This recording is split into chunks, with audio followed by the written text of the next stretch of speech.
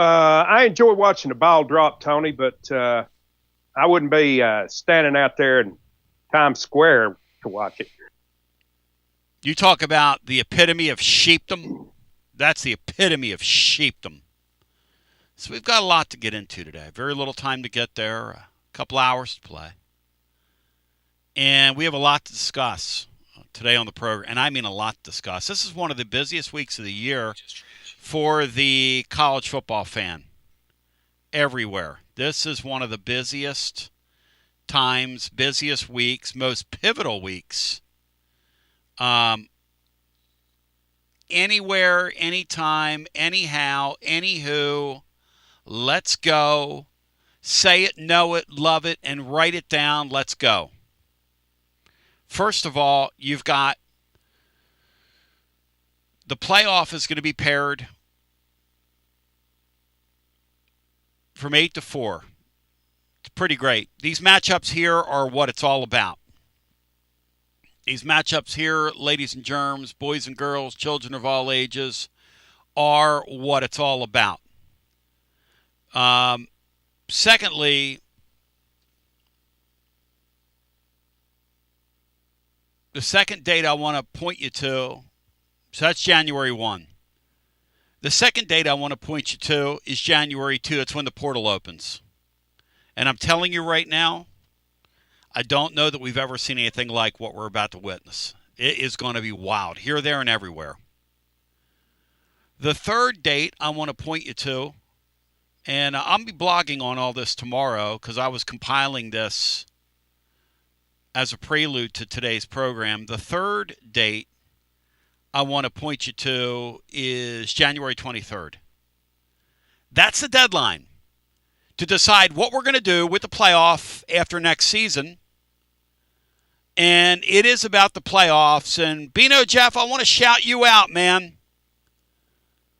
Sauce Gardner went 1-7 in his first 8 games and 1-7 in his next 8 games. And I don't know how you all did that, Bino, but as my man Philip Fulmer likes to say, cadoos. Cadoos to you and yours, Bino. How you all did that, Bino, but cadoos to you, brah. Sauce needs to fire his agent. I mean, what are we doing? Really pivotal week here. Another important date, but the question to you is, how important is it? And that's what we're going to talk about today. December 30. December 30, 5:30 Eastern Time kickoff in the Muzak City. Brian, what will the temperature be in the Muzak City when the ball kicks off tomorrow? Probably somewhere in the mid to low 30s. And I don't think it's going to be much in terms of wind. It should be pretty dry. So yep. It probably gets a little bit cooler as the game goes along. Bino, do you believe Vol Nation will make the scene, as the great Mark Knopfler said in Sultans of Swing?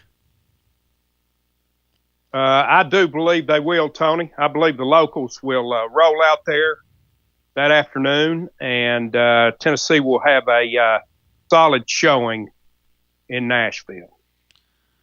Do you believe that the Volunteers are up to the task tomorrow? I do, Tony.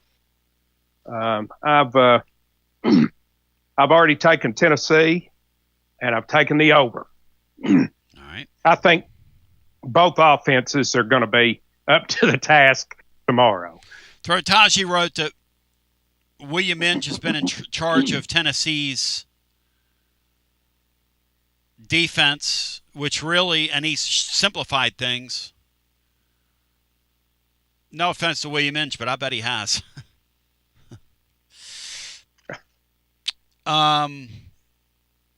He also wrote today that Lavorne Harbin, we talked about this on a recent show,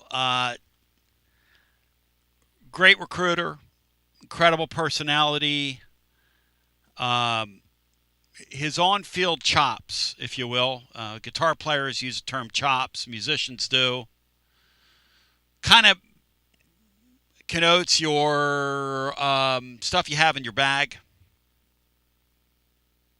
You know, your chops. You can pull them out and play with them.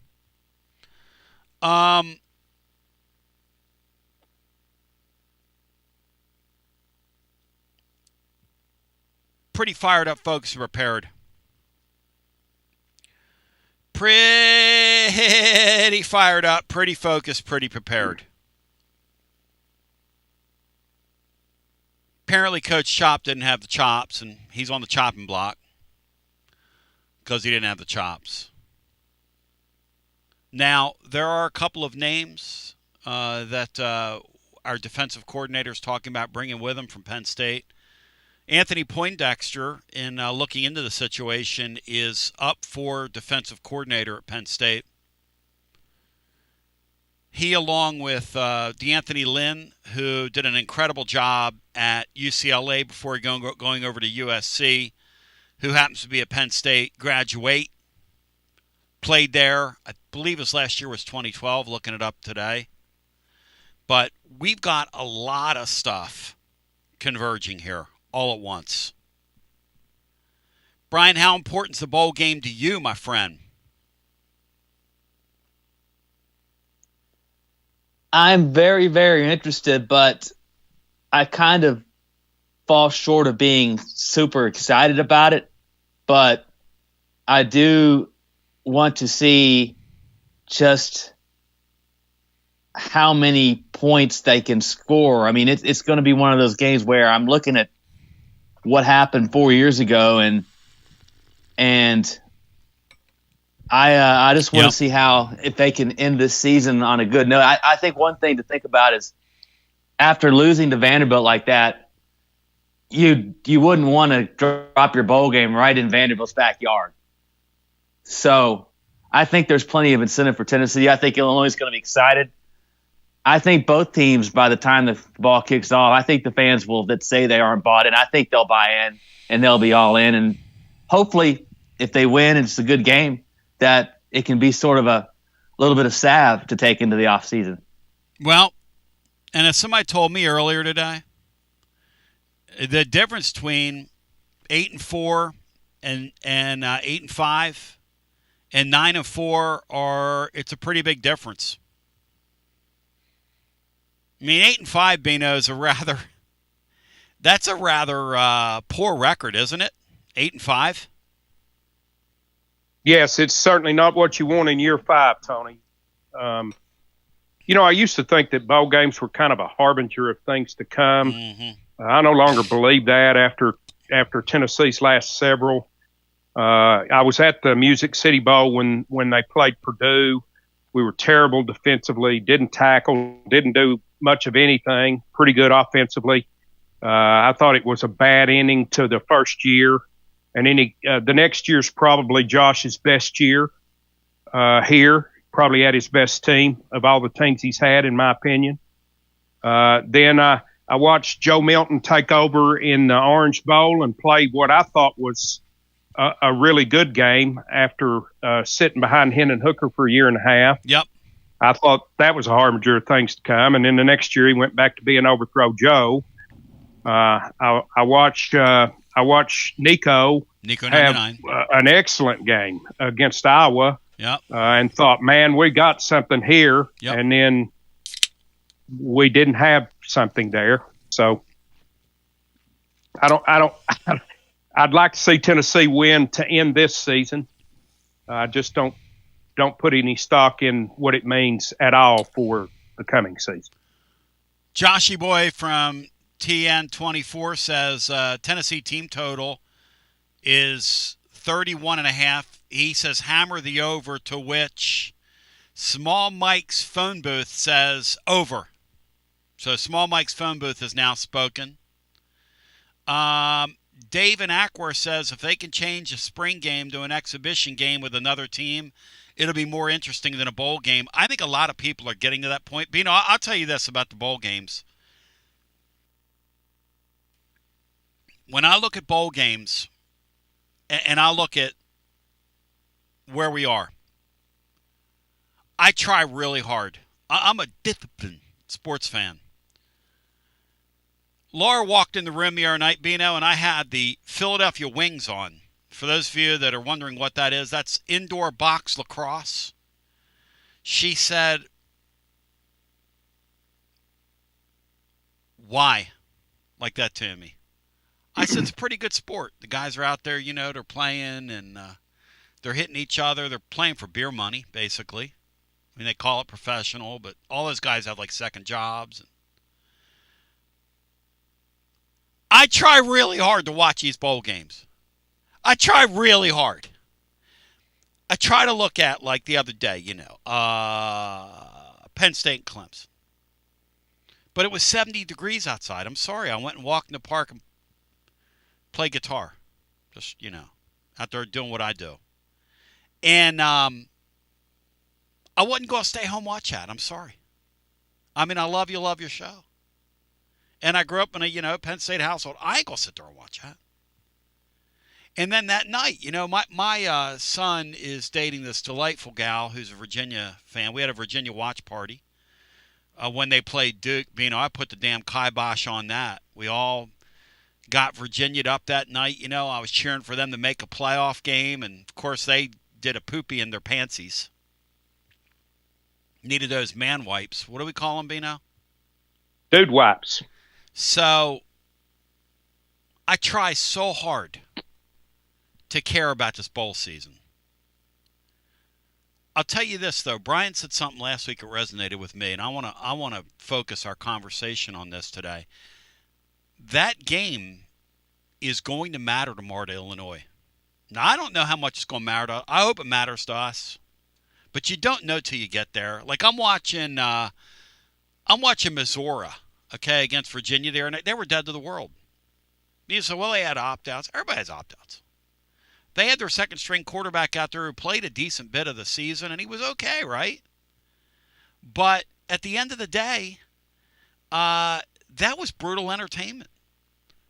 I was listening to the Virginia radio call laying in bed, I guess Saturday night. Their announcer, for the first time in history, Virginia's won 11 football games in a season. And I'm sitting there going, is this what it's come to? I mean, a win over Missouri, who half their team opted out. And, I mean, they weren't very good to begin with. But the moral of the story is, when you play a team from the SEC, it means everything to those other teams. And they kept saying on that broadcast, a win over a top 25 SEC team. A win over a top 25 SEC team. A win over a top 25 SEC team. Bino, there is very little doubt that tomorrow's game from the Illinois bunch will be seen as a real measuring stick and accomplishment for those kids. I believe that.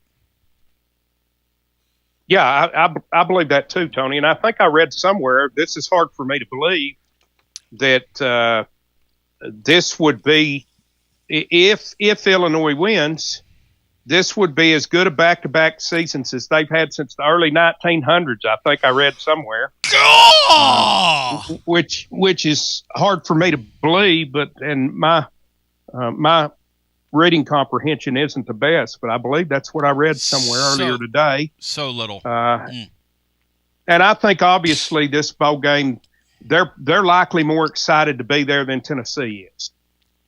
Yeah. Tennessee's playing a bus ride from home. Yep. In a bowl that's quite a bit below what they hope to have been playing in. In a freezing cold stadium, Bino. Right? I mean, let's just call it what it is. Freezing cold stadium. Can't wait for the year to get over. Let's get in the transfer portal. A bunch of guys are going to get in the transfer portal when it's over.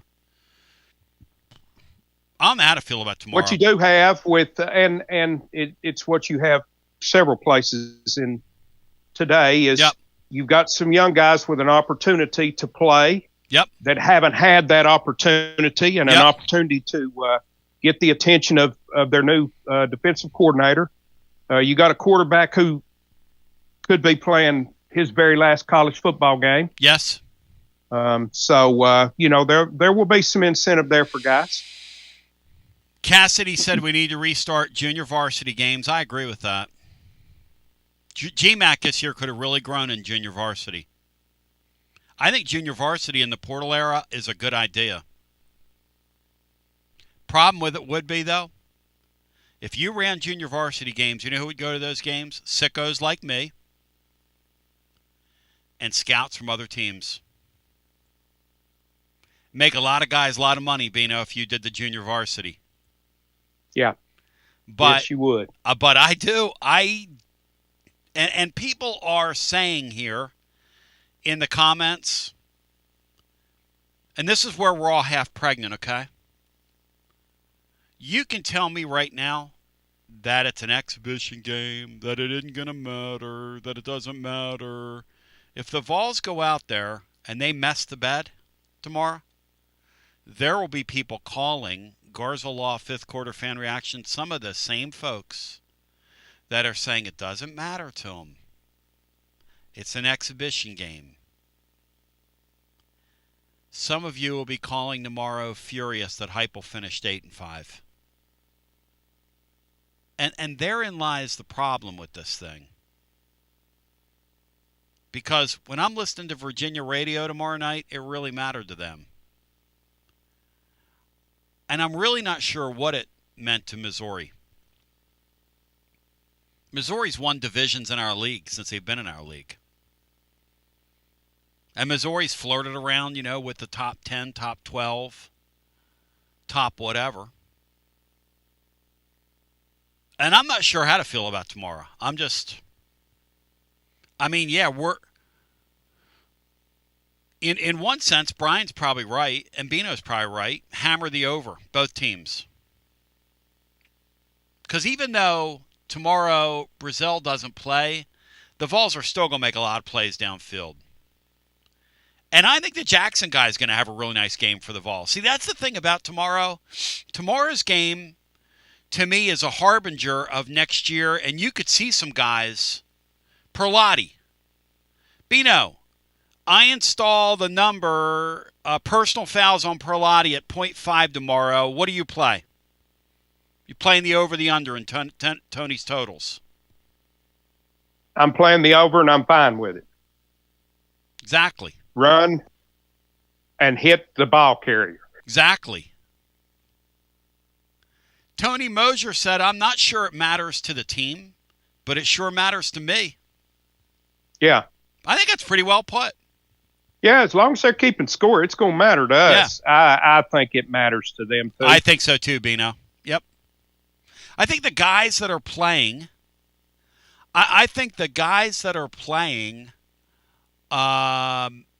it matters, too. People are asking me, they're like, you look cold, Tony. Hey, listen, I'm in a basement. Brian will tell you, this place can get pretty cool in the winter. Yesterday it was 74 degrees here. Today it's a high of 29. I'm a guy that doesn't do fluctuation in temperatures real well. Anyway, a 50-degree swing like that,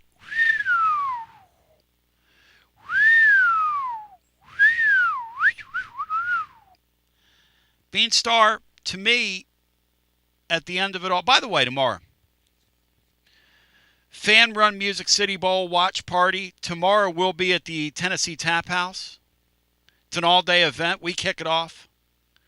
And then the great William Pattison, who I can't wait to give a big hug to, that hunk of burning love, follows us.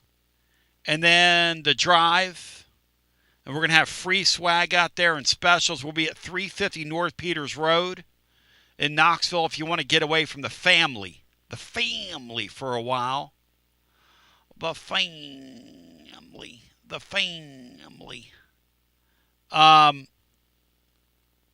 Killer Dude says, and this is true, okay? I'm sure it matters to some players who want to impress before they hit the portal.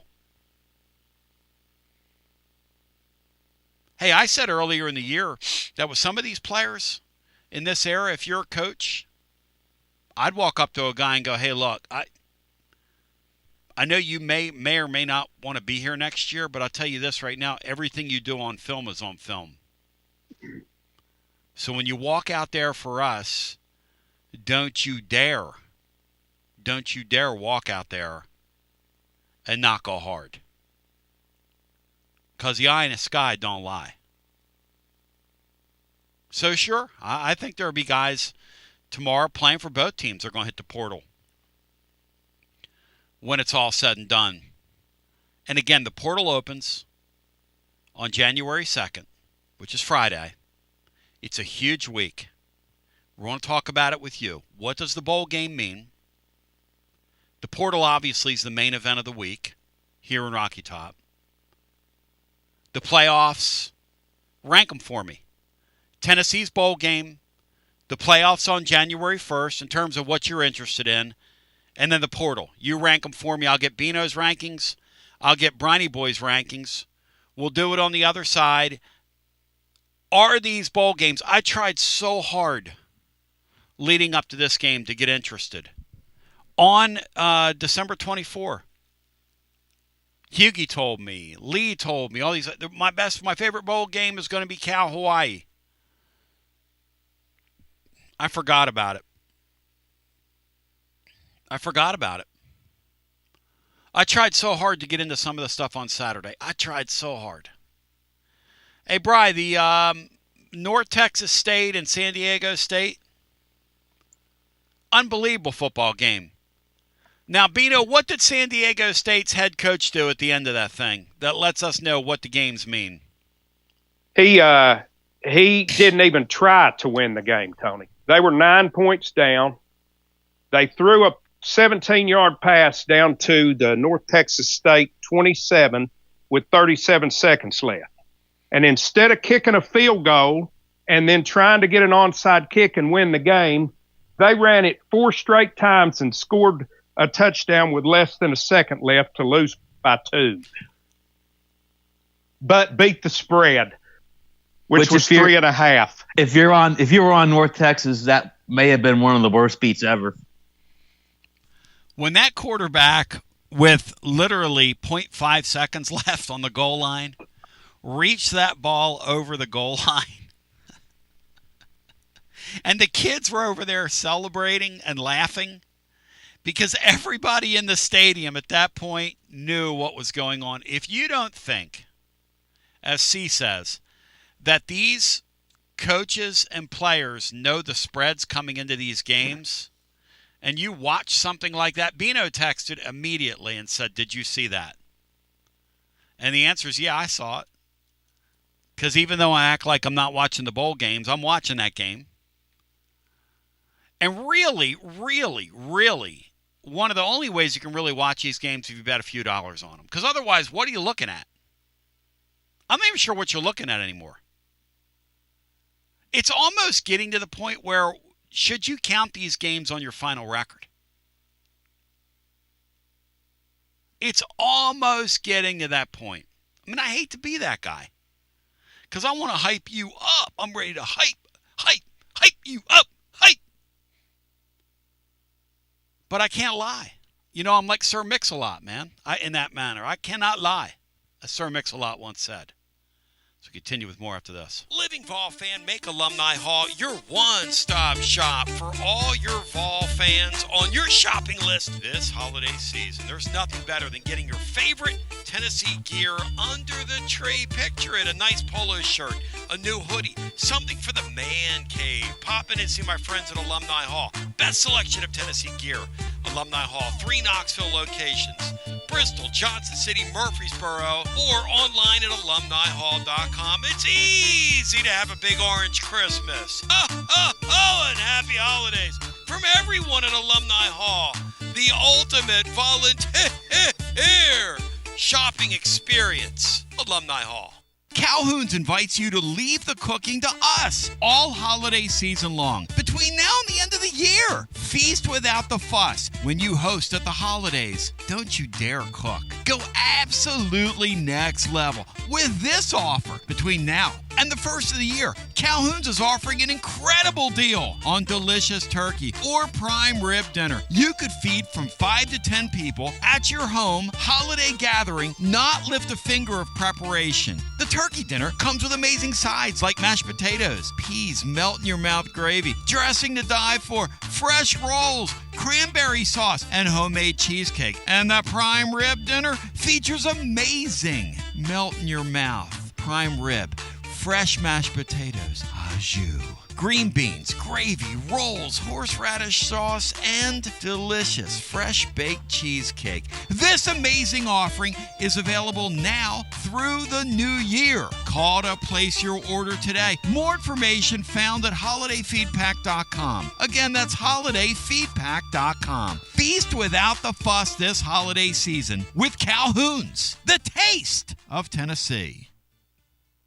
When it's time for your next move, you want to get your precious belongings from point A to point B with your peace of mind intact. That's why you need to call my friends at Gouffon Moving and Storage, East Tennessee's moving legend. Gouffon Moving and Storage has been helping East Tennesseans move since 1887. That's 138 years, 5 generations. That's even longer than the Dooley, Jones, and Pruitt era combined. Gouffon Moving and Storage are pro movers, serving Knoxville, surrounding areas, and interstate moves too, both residential and commercial. And we'll provide you with personalized service that other corporate movers simply cannot. We know how to move all types of items. We pay careful attention to our clients' valuables. Your satisfaction as a customer is our absolute priority. As the oldest continually owned and operated family moving business in the United States, when it's time for your next move, it's Gouffon Moving and Storage. And storage, it's secure and vaulted. Our newest offering of commercial storage logistics, we offer receiving, storage, and delivery services for all your business logistic needs. See more at Gouffon.com. That's Gouffon.com. Or check out the link at tclub.team. When it's time for your next move, East Tennessee's moving legend, Gouffon Moving and Storage. Life never stops moving, and between the 30-minute commutes, daycare pickups, weekly soccer practice, Tuesday night yoga, X number of coffee runs, and that weekend trip to Grandma's, you're racking up the miles. What you need is a tire that can keep up, a tire designed for doers, a tire that's going to last, like the exceptionally long-lasting Michelin Defender tire. With an 80,000-mile warranty and the safety and comfort you expect, you can forget all about the miles ahead and focus on getting to your destination or conquering your to-do list. Fleet Tire, I-275 exit 1B at East Woodland Avenue in Knoxville. That's Fleet Tire, I-275 exit 1B at East Woodland Avenue in Knoxville. Fleet Tire. Inward Half is committed to the game and the memorable moments that happen in between. From the tee box to the tailgate, from the green to the big game. For the first birdie with Dad, the first big win with Mom. Friday night lights, Saturday superstitions, Sunday traditions. Fall into the comfort and unparalleled performance of Inward Half. This fall, enjoy the walk-in. Are you tired of hiding your smile because of crooked teeth? At Knoxville Smiles, we've got the perfect solution. Invisalign. No metal, no wires, just clear, comfortable aligners that straighten your teeth without anyone noticing. Eat what you want, smile with confidence, and see results in as little as 6 months. Call us today for more information about Invisalign, 865-539-1776. Or just visit us online at knoxvillesmiles.com. Smile brighter with Knoxville Smiles. Out-of-town law firms have been swarming into East Tennessee lately. From Memphis, Chattanooga, and Birmingham, they've stormed into the area. Wouldn't you rather do business with a local firm? You know, a true neighbor. Marcos Garza and the pros at the Garza Law Firm are just that. There are neighbors and friends that support local causes year-round. The Garza Law Firm works to serve you professionally on criminal matters, injuries and accident matters, and Social Security and disability filings. The Garza Law Firm is here for you at garzalaw.com. The Garza Law Firm. Let us help. Cold weather is on its way, and keeping your home warm and cozy doesn't have to cost a fortune. Upgrade your HVAC system with Pipe Wrench Home Services and get payments as low as $137 per month. You'll also save on utility bills with a new energy-efficient HVAC system to keep your home warm and comfortable through the holidays. We make it easy with free on-site estimates on replacements and free second opinions on repairs. So call or schedule your appointment online today at pipewrench.com. and get a new energy-saving HVAC system for as little as $137 per month. We are committed to keeping your home cozy and worry-free this holiday season. Pipe Wrench Home Services, trusted in Knoxville, Maryville, Oak Ridge, and neighboring communities for over 20 years. And as always, same-day service guaranteed or the visit is free. Offer good with approved credit. Some restrictions apply. Visit pipewrench.com for details. Tony Basilio, proud to bring to you Alan of WeShipFloors.com. Alan, 'tis the season of giving, and you're in a giving mood. We're in a giving mood, Tony. We're extending this sale, this 40% off sale. And to the Tony Basilio loyal listeners, of course, we're going to do the 45% off using code word Tony. And because it's the time for giving, if you use that Dave promo code, we're going to give you 45% off. But get this, Tony. We're not going to give you a warranty. We ain't going to give you a warranty because we know if you use a negative promo, you're going to have problems with your floor. The great thing, though, with the Supercore floor, Alan, and you've proven this over at YouTube, is it's hard to have problems with your floor. It's hard to have problems, yes, Tony. You don't have claims. I mean, we literally don't. We've got a remarkable product. It's waterproof, pet-proof. It's even mother-in-law proof for the holidays. So there you go. We have 120 different Supercore floors. It's got a lifetime warranty. Room visualizer. You can take a picture of your room, drop our floor right into it. We've got all this stuff in stock here in Johnson City. We ship nationwide for free. 120 Supercore floors, 45% off through the new year. Alan at WeShipFloors.com. Anything else for us? Go Vols, Tony. Love it! WeShipFloors.com. It's always magnificent. Mondays on the Basilio Show, presented by our friends at Fleet Tire. I-275 exit 1B at East Woodland Avenue in Knoxville. Fleet Tire, I-275 exit 1B at East Woodland Avenue in Knoxville. And now, back to B. Mondays. Rice fan. As I welcome you back, 865-200-5402. It's pretty outstanding. All lines are currently open.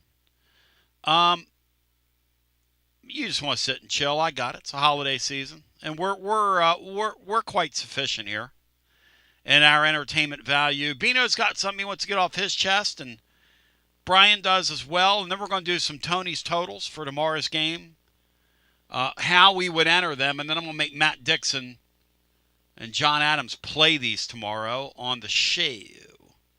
But we're going to kick it around right now in terms of constructing them, because tomorrow's game gives you a real opportunity to do this. Let me bring this down a tad as we're getting a little feedback in the monitor.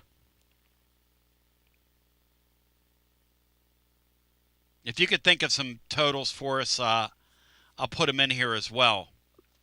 By the way, if you want to jump in, 865-200-5402 is numero dos. Bino, Jeff, you got something you want to say about portal approach? Yeah, Tony, I'm really interested to see what Tennessee's approach is, and I really don't know what the correct thing to do is. My thought has been that you make whatever investment necessary to get the best quarterback you can get on the market, and then you go from there. But I'm not certain that's the right way to go. Would it be smarter to just fill your quarterback room and get a stud back and really, really bolster your defense that could help a young quarterback? It will be interesting to see, and it will be critical the direction that Tennessee takes.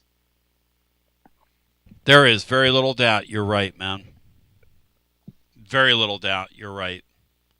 What is the proper approach? What is their plan? Nobody knows. That's why you see so little about it. This is a very close to the vest, cards close to the vest staff, has been. We've seen in portals past. I hope they have a plan, and I hope they execute it. And it would really be heartening to me, as somebody in the thick of this, if on Friday I see guys go into the portal where they do not contact tag and then Tennessee pulls them out of the portal, that will tell me they've done their work. If I see a bunch of names go into the portal and then see Tennessee associated with those names along with other teams, and granted, you can't get everybody in there. You can't talk everybody in. Some people are going to go in there as free agents and see what they can do. Like I hear Mike Matthews might try that. He wants a pretty good raise. Okay, fine. I mean, I don't know. It's going to be a decision you're going to have to make if you're them. Am I going to pay a guy like that $2 million? I mean, am I? To me, he looks like a safety playing wide receiver, but that's just me. That's an extra investment I would not make. That's my point. And that's what we're going to see here. If it were Staley, now if it's Staley, I'd pay more to keep him. Sure. Not Mike Matthews. And that's where this whole thing gets tricky. Do you have a quarterback right now, if you're the Vols, that you walk in there and you get to commit? Friday. Could happen. It's going to start happening right away. You know, I was brushing up today on some of the bylaws the NCAA has posted just for the heck of it. Just to kind of get prepared for what's coming. And they say you're not allowed to contact players and representation beforehand. And they want everybody to believe that you just go into the portal and it's just magically it just happens. That is Barbara Streisand on 12 continents. Nobody believes that. I don't believe it. You don't believe it. Bina doesn't believe it. I can dig it. You can dig it. She can dig it. Dave can dig it. Can you dig it? All right, Brian, your point you wanted to make is that you don't want Missouri to equal Tennessee. Tell me about how Missouri and Tennessee are mirroring each other, Bri, this year. They both had 8-4 seasons. Missouri lost to 3 playoff teams out of their 4 losses. That would be Alabama, Oklahoma, and A&M. And they also lost to Vanderbilt, who won 10 games. Tennessee also lost to 3 playoff teams. They lost to Georgia, Alabama, and Oklahoma. So they lost to Alabama, Oklahoma, and Tennessee lost to Alabama and Oklahoma. And Missouri lost to Vanderbilt, and Tennessee lost to Vanderbilt.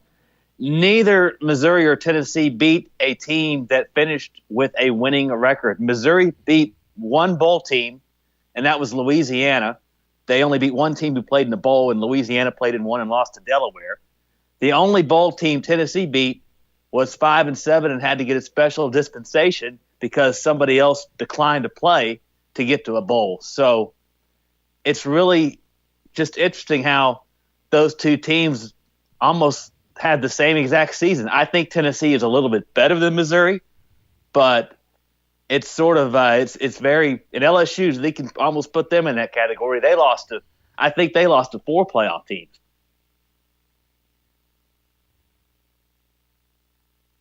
Yeah, that's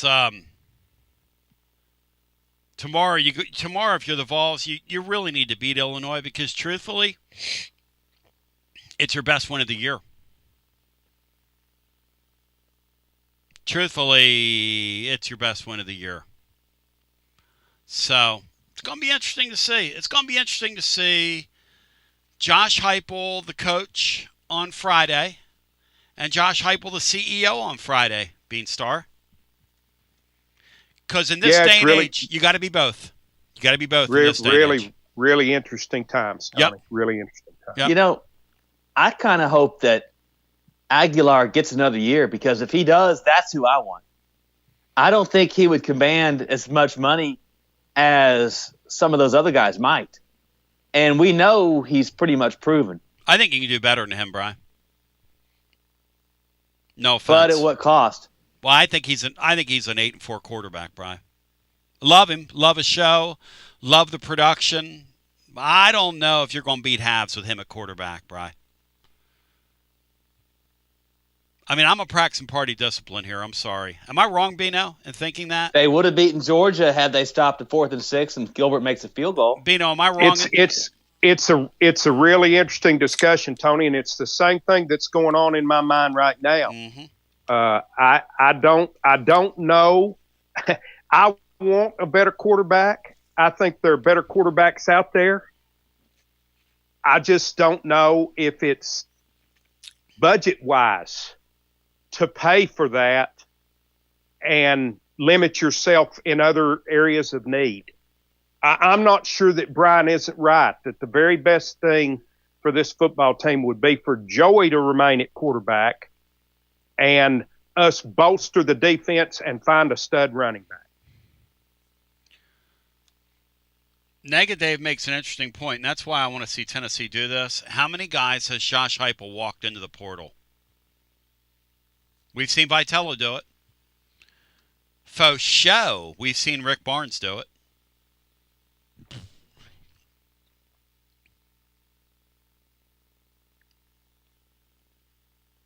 I'll never forget the 1 year Rick Barnes did it, and the word got out, and then Rick Barnes undid it when that coach at, I want to say St. Louis. What was the point guard's name? Do you guys remember?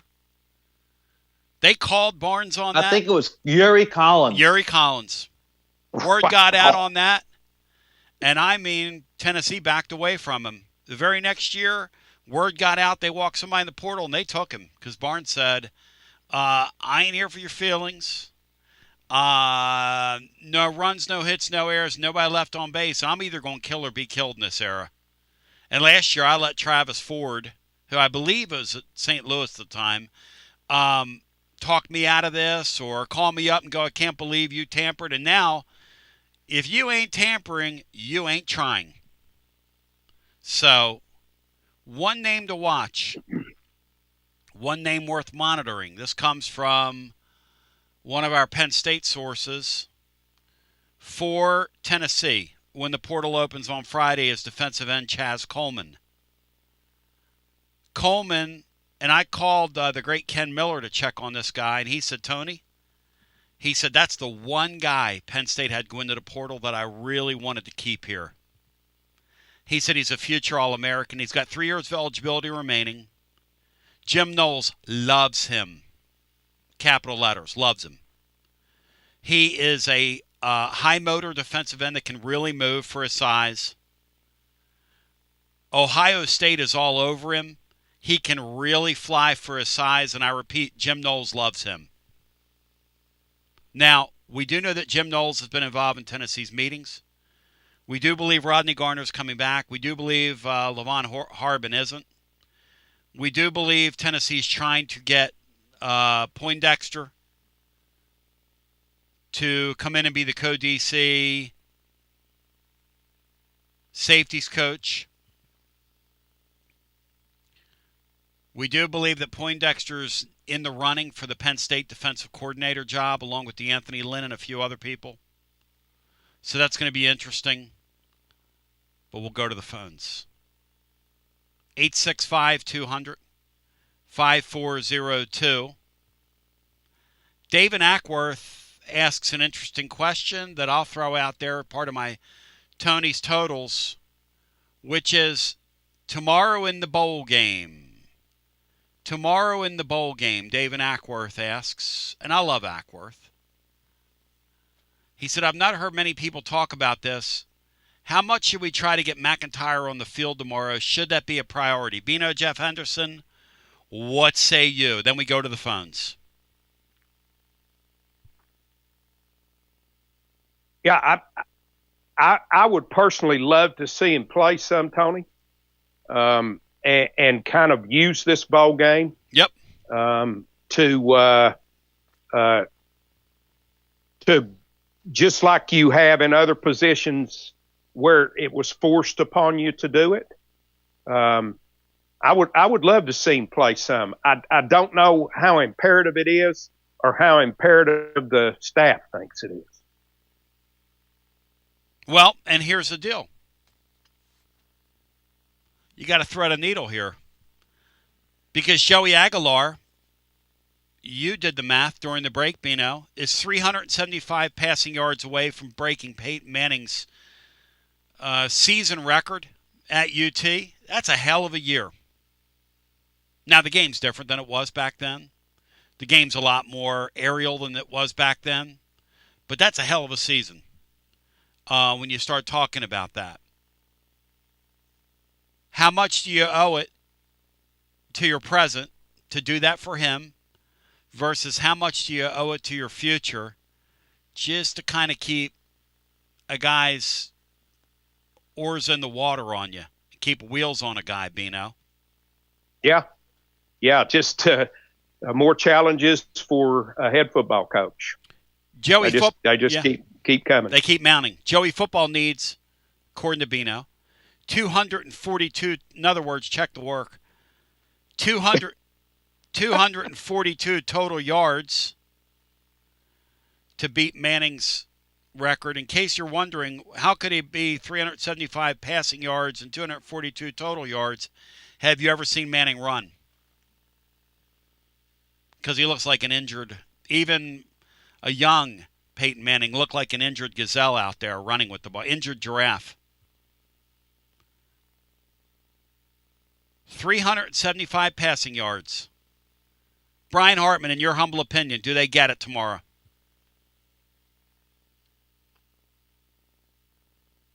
I think they'll fall short of that many yards passing. Yep. But I do believe they'll be balanced enough to where they'll be fine if they do. And the last time a Tennessee player in the Music City Bowl was trying to set a record, the coach wanted his team to carry him off the field. Oh, let's go back to and the got phone. mad when the player set the record. When they were celebrating. Yes. When the record was achieved. And his name, ladies and gentlemen, was Kim John, who won a bowl game, by the way.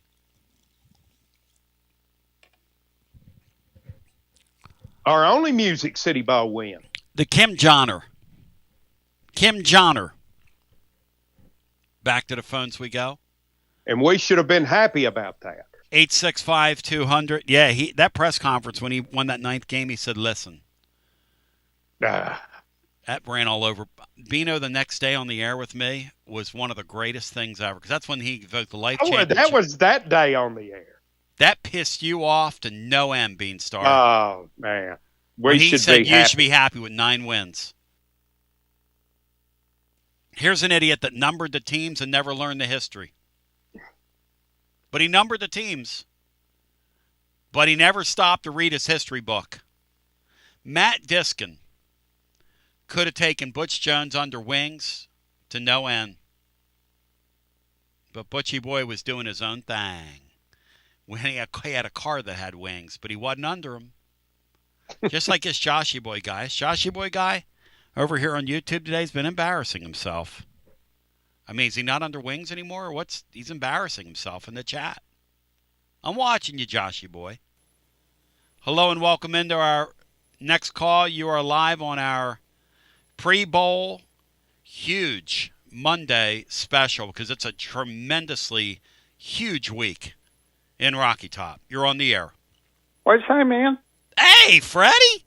I thought I'd give you a little shout here since you said you had some open lines, and I didn't think it'd matter if I called or not. It always matters when you call, buddy. Hey, happy 2026, guys. God bless us all. Did anybody watch Army in their bowl game? Yes, I did. I listened to it, in fact. You know, Army threw out a running back out there that gained about 200 yards that they hadn't let play all year. And, I mean, it was just 2 weeks ago when they lost to Navy by 1 point. And most people would have had that guy out there then, but through the years, I've sort of noticed, I don't know if it's military related or what, but there's kind of a pecking order or something that they just don't do what normal teams do. So I don't have any idea what that is. What do you think about Monken, Freddie? Oh, what kind of football coach is he? He's a player's coach, and they like him a lot, but he is a horrible game manager. I mean,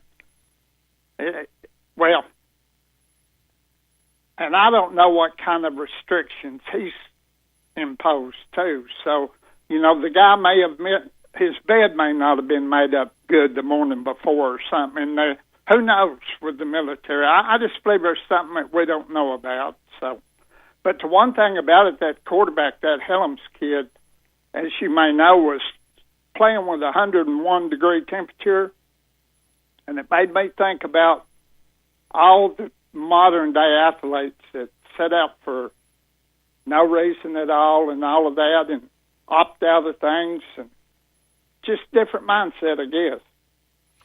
Think of the cold temperatures he was playing in up there with 101-degree fever. I tell you, that's probably not a very good idea normally. Get tired of old guys talking about the old days.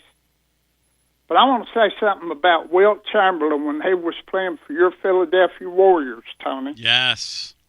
In that season where he averaged 50-plus points and 26 rebounds, he averaged that for the whole year, which is incredible. But even more incredible, that year the Warriors played, their total minutes for their whole season was 3,890, almost 4,000 minutes. Wilt Chamberlain played all but 8 minutes of the whole season, dragging his big body up and down the court. 99.8% of the minutes played, he was out there on the court. Now, can you imagine that today? Oh, come on. What, was he fouled out for the others, Mike? No, I don't believe he ever fouled out. The thing that's embarrassing, like Joel Embiid last night sat out for load management. These guys are making Freddie like thousands of times more than those guys made in the 60s that could go out there every night and play. Yeah. It's a joke. By the way, you talking about that Army running back, God's Power and Wing Wei? The guy's name is God's Power, Godspower. Yeah. You walk into a room and they ask you what your name is, Freddie, and you look at him and you say, God's Power Basilio. Yeah. Yeah, and Monken must have told him, even God has to wait his turn here at the, West Point or whatever. Well, it's kind of like it's kind of like Tennessee's Hall of Fame where they didn't put General Nealon in. Yeah, that's true. That's horrible. Mm-hmm. Hey, Brian, you'll like this little bit of the finishing up on that Wilt story. He played all those minutes, averaged 50 and 25, and Russell won the MVP that year instead of Chambers. Good old Celtics. It's always been the Celtics league, Freddie. Couple of more things I'll get out of your way and let the real callers in here. Tony, ask Laura next time you see her if she got her Tennessee Tech Panda or not, will you? Tennessee Tech? Yeah. And Bino was talking about, you were asking him about the ball drop. Yeah. That thing in Times Square where they got everybody walled in, you can't get in, you can't get out, 100,000 people, no facilities. They want to make that thing exciting and have people watch. Only let people in there that are like me and have IBS-D and can't go where there's not about them anywhere, and watch that and see if people don't find it entertaining. Oh! Love you guys. Happy 2026. Dude wipes will be in short supply, Beanstar. Ball will be dropping about 8:30. Your brother is a trip. I mean, he is a trip.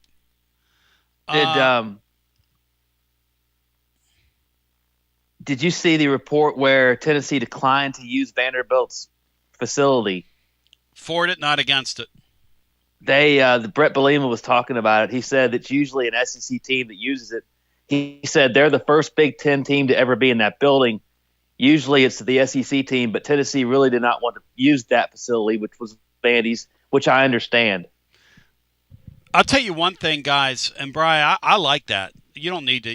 There are better facilities all around that area at those private schools, way better than what Vanderbilt has. We don't need. They're at Montgomery Bell Academy instead. Thank you very little. We don't need your secondhand love.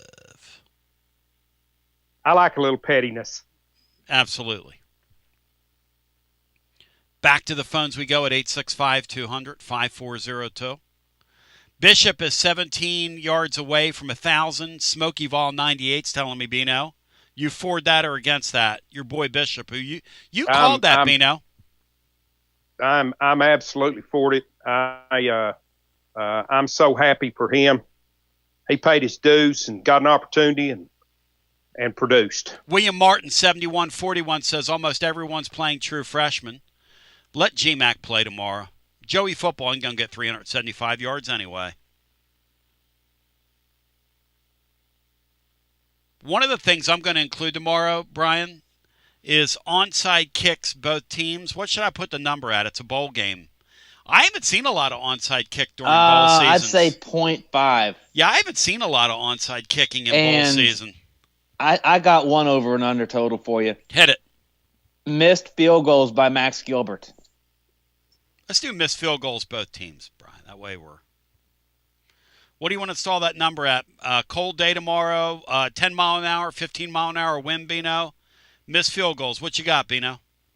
Both teams? Yeah. 2.5.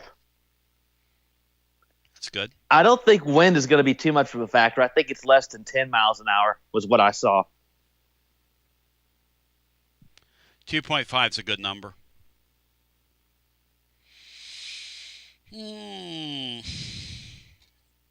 Back to the phones we go. Hi, welcome in. You're on the air.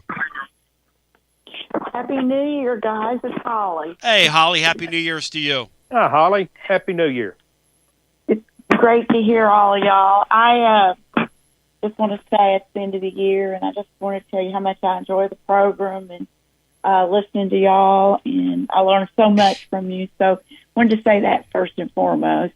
And I wanted to make a comment. I don't think George McIntyre is going to play that much because I think the game's going to be close, and they just can't play him because they'll need, our main group to play that's played all year. But that's just what I'm thinking.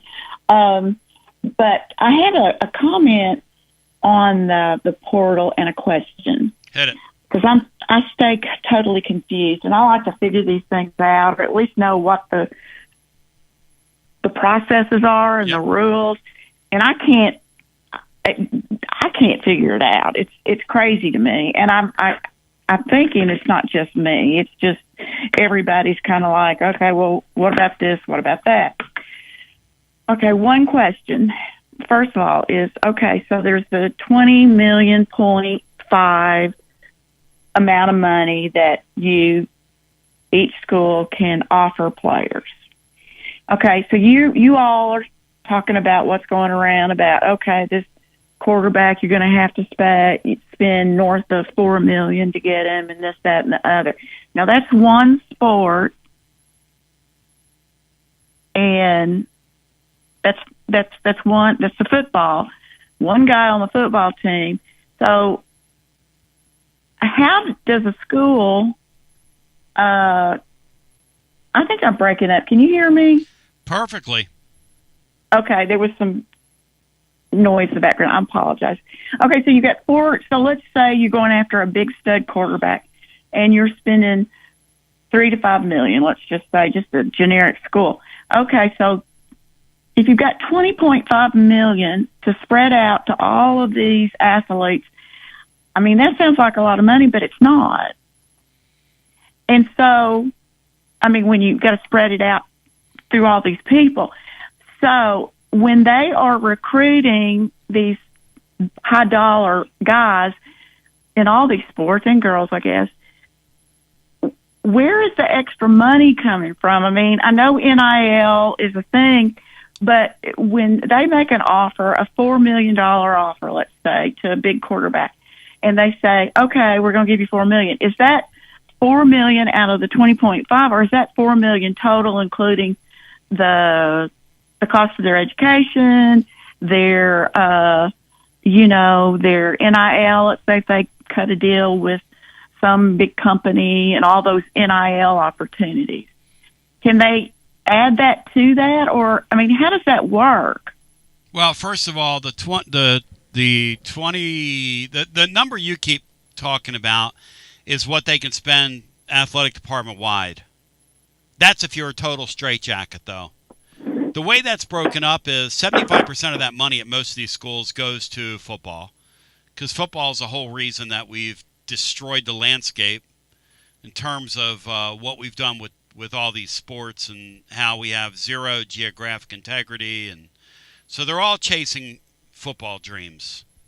That being said, there's also another pot of money, which is called the NIL. That's university-sanctioned money you're talking about. All this talk that we have about NIL money is over here. There's two different pots. Over here, this is what everybody's going to spend.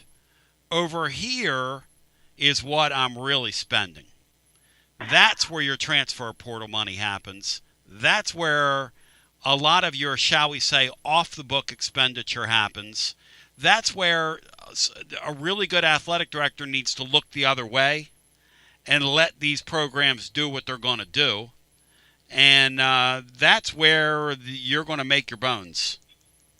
Okay, so let's say that I am the $4 million quarterback. Yes. And it's going around, everybody's saying, okay, Tennessee, let's say, is going to pay this guy, or going to pay me $4 million. Is that just what they're saying, that's $4 million out of the athletic budget expenditures, or does that include some money over here that we don't talk about that we know we're going to get from Joe Schmo Donuts? I have no idea, but I tell you this: Texas Tech's that's crazy. Well, hang on. There's no rule. That's the point. There are no rules. Texas Tech's going to spend $4.5 million on him. They're going to get him. They're not going to worry about some clearinghouse clearing him. A lot of the people that cover these sports that act like this is real, none of this is real. Not one bit of it's real. These people are not going to adhere to these rules because I'll see you in court. And the teams that are going to win are going to ignore the clearinghouse. People can say whatever they want to say. I'm telling you right now, they're going to ignore the clearinghouse. Okay, that makes better sense to me because I kept thinking of what the supposed rules were, and I was like, this doesn't add up in a budget. No, that's right, because to your point, if 75% of $20 million is roughly $15 million, and you're spending $8 million at Tennessee on your quarterback position alone, and then Tony's on here saying that this wide receiver wants $2 million to stick. We're like, okay, well, that's 9 of my $15 million. Holly, these schools are going to spend north of $30 to $35 million on their rosters. It's what they're all going to do. People that cover the sport can pretend like that's not going to happen. I've never pretended on here. I won't pretend on here. I didn't pretend back in the old days. I'm certainly not going to pretend now, and we're not here to insult people's intelligence. Here's the thing. Until the billionaires decide we've spent enough money on all this stuff, they need to collectively bargain with these players and get this all in-house and come up with a salary cap and make this thing normal and kind of normalize it, if you will. But until then, it's a wild, wild west, and it's going to be.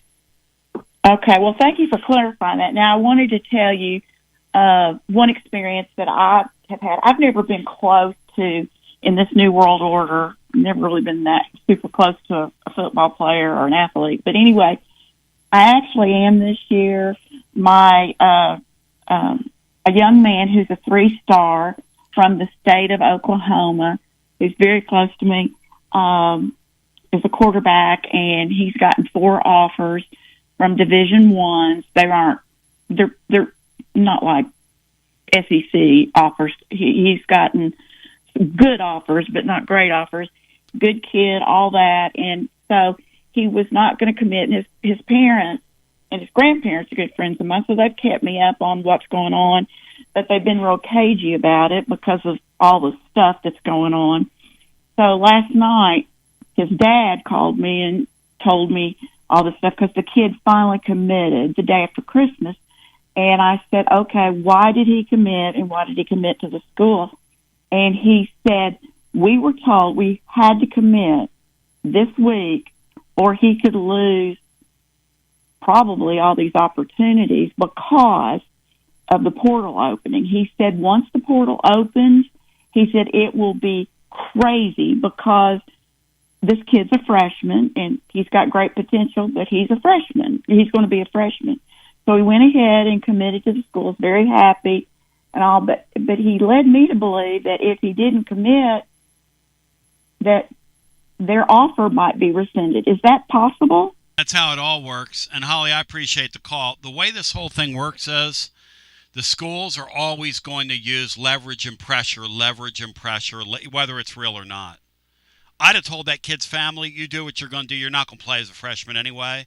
And chances are you're not going to be at that school long term if I was advising that kid. We take a brief time out. It's hour number 2 after You're this. listening to FM 105.7 and AM 1340, WKGN Knoxville, and W289CU Knoxville, Fan Run Radio. It's the hottest postgame show on the planet. Garza Law, fifth quarter fan reaction. Fan reaction. As soon as the final gun sounds, we're live. Score a TD every time with T3 Vodka. T3 is Tennessee's premium vodka, handcrafted with passion, precision, and a whole lot of pride.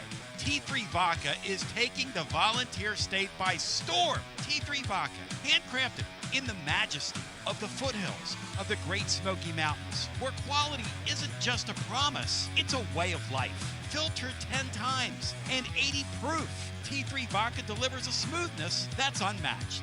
This dedication to excellence has already earned T3 Vodka prestigious accolades. T3 is a 5-time gold medal winning vodka and the 2025 SIPS Consumer Choice Award medal winner.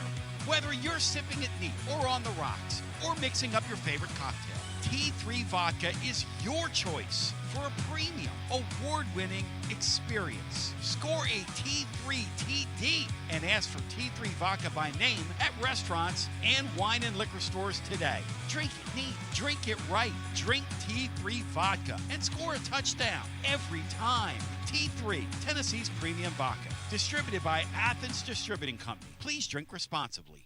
When it's time for a fresh coat of paint, run, don't walk to Walker's Painting. Interior and exterior, Walker's Painting's been making it beautiful since 1999 across the Knoxville area. New construction, repaints, commercial, residential, free estimates available. And get this, mention you heard Walker's Painting on the Basilio show, 10% off your first job. Let's go!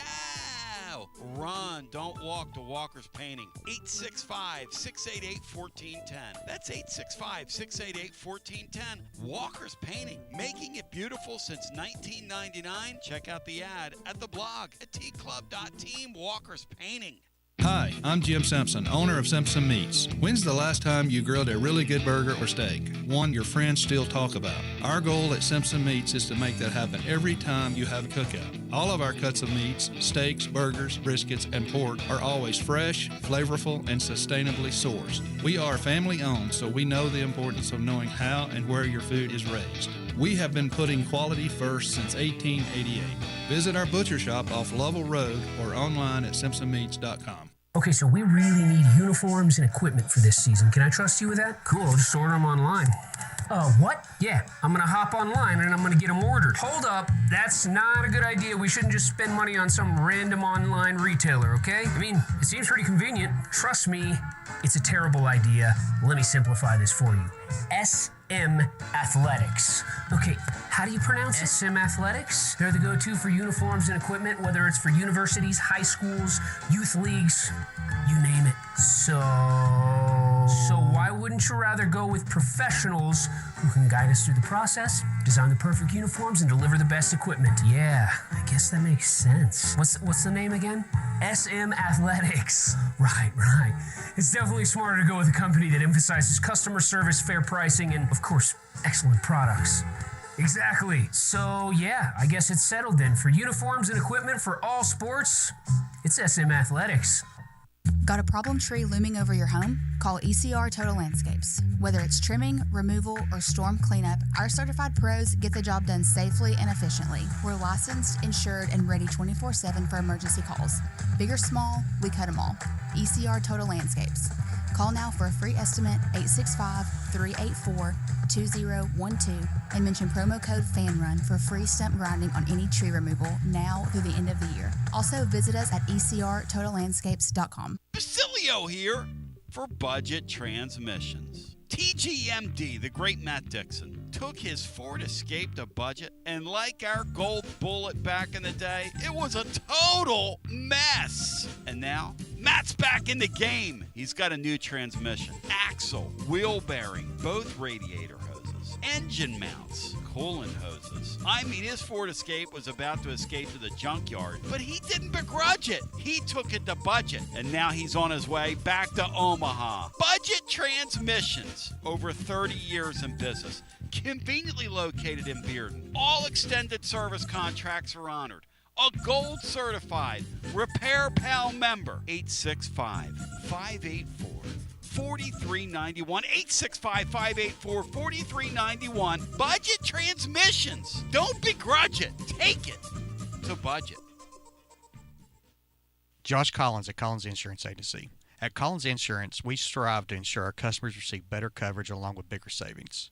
Our community is important to us. We want to provide exceptional service to our customers. Anybody can provide great rates, great coverage, but can you also get great service? And hey, don't just take my word for it. What's up, everybody? Zakai Ziegler here. My family turns to Collins Insurance Agency for the best service, coverage, and price. So don't just go online and get some random insurance. Experience the Collins Insurance difference. Like he said, experience the Collins Insurance difference. CollinsInsuranceTN.com. CollinsInsuranceTN.com. And hey, their Mama's Easy approved. CollinsInsuranceTN.com. Thank you to Josh Collins and ZZ. One more thing, Tony. Go Vols. Yee-haw! I've been hooting and hollering ever since I started betting with the VIP Play app. VIP Play has more than 200 leagues, every bet type you can imagine, live betting and live hosts, all with 24/7 support from real live people when you need them. Start betting better with the VIP Play app today. Don't be a better, be a better with VIP Play today. VIP Play coming soon. Gambling problem? Call 1-800-889-9789. Must be 21 plus and located in Tennessee to bet. Hey there, Basilio crew. Jennifer Morris with Keller Williams Realty. The holiday season is here, and if your plans include unwrapping your new home, then take advantage of less competition and motivated sellers while others are out fighting over parking spots at the mall. Smart buyers are out snagging deals on great homes, and I'm ready to help. Give me a call, 865-694-5904, or reach out at nextmovesmokymountains.com. That's nextmovesmokymountains.com, and as always, go Vols! It's always magnificent. Mondays on the Basilio Show, presented by our friends at Fleet Tire. I-275 exit 1B at East Woodland Avenue in Knoxville. Fleet Tire, I-275 exit 1B at East Woodland Avenue in Knoxville. And now, back to boo. Mondays. Oh, I knew that was loud. Mondays. Race! As we welcome you back, 865-200-5402. I really miss the days of race fans. Top fuel, funny cars at 365 miles an hour. 865-200-5402 is the number. Huge week. Bino, rank it for me. Then we'll go back to the phones. Tennessee's bowl game, the playoffs, or Portal Friday in terms of your level of interest on this Monday. Tony, I love college football, but I'm still pretty Tennessee-centric. Guess I always will be. I'll say I'm the most interested in Tennessee's portal approach. Yep. Then Tennessee's bowl game, then the playoff games. How about you, Brian? You got three things that we can rank here. You got the bowl game tomorrow. You got the portal, which opens on Friday. And then, of course, the national playoff, where we cut an 8-team field down to 4 on Jan 1. I'll go with the whatever's for the bowl game, then the playoff games, then the portal. I'll rank them 1, 2, 3. But that doesn't mean that there's a whole lot less disinterest as you go along. Yeah, I'm interested in all three. The portal's number one to me because I want to see if this coach and the organization, if they have a plan. I want to see it. I want to see this thing Friday. I want to see guys walk in there with a do not disturb and then come out of there for Tennessee later that day or Saturday. I want to see that. And I hope it happens. Number 2 for me is a playoff. The national playoff is the matchups are too delicious in my book. Going to be some really interesting games, some cross-conference games. You got a couple rematches in there. You got that Indiana, Alabama. I mean, it's just too much for me. It's just going to be next level. And then number 3 is Tennessee's bowl game tomorrow. It doesn't mean I'm not interested in Tennessee's bowl game. I'll be on the air talking about it for a significant amount of time tomorrow, which bleeds into Tennessee's basketball game tomorrow night. That's some great scheduling right there, Bino. That's that basketball game tomorrow night. Yeah, that's 4. That's idiotic. Yeah, that would be that's 4. On my list. That'd be 4. They made these schedules out long before they knew they'd be playing in a bowl game same night. You can move a game around. But I thought they would. I thought last week that they had maybe decided to move it some other maybe earlier or something like that. Yeah, you can move a game around. Be nice to your fan base. My portal interest, Tony. I've said it Friday, and I'll say it again. I'm a huge Heupel disciple, but I do think he's at a crossroads. Mm-hmm. And I think that the success or lack thereof of the moves that are made this offseason, including the defense coordinator switch, will go a long way in determining the length of his tenure here. And it is a January. I do think he's at a crossroads. It's a January of dates. January 2nd to the 16th is the portal window. January 23rd is the deadline where we get to hear what the playoff is going to be next year. SEC wants a 16-team playoff, could stay at 12. The Big Ten wants to pull everybody in 2027 into the direction of a 24-team playoff. We'll break it down and the reasons why tomorrow in the blog over at tclub.team. Let's go back to the phones. As I remind you, tomorrow we're going to be live, and I'm excited to see Dubsy tomorrow and hug his neck. But we're going to be live tomorrow, ladies and gentlemen, the whole Fan Run crew, your Music City Bowl watch party. We'll be live tomorrow doing the show from your Tennessee Tap House. That is off 350 North Peters Road. It'd be a great day for one and all. We'll be live. The playbook will be live. And then the drive will be live, leading up to the 5:30 Eastern kickoff. And then, of course, the Tennessee basketball game to follow for some reason. As we go back to our phone lines, hi, you're on the air. Hey, guys, Josh, your boy. Wings. Yeah. Tony, do you ever think Josh Heupel looks at himself in the mirror, he wishes he could be great as a coach as Kurt Signetti is? Do you think that, Bino? Do you think Heupel looks at himself and says, man, I wish I could be Kurt Signetti? I doubt it, Tony. Yeah, I doubt that, too. There are a lot of coaches in college football that they wish they could be great as Kurt Signetti. Tony, Kurt Signetti took Indiana from a playoff contender in his first year. They made the playoffs. Now in his second year, they won the Big Ten. Josh Heupel, in his sixth year, went 8-4. It's just unacceptable. Well,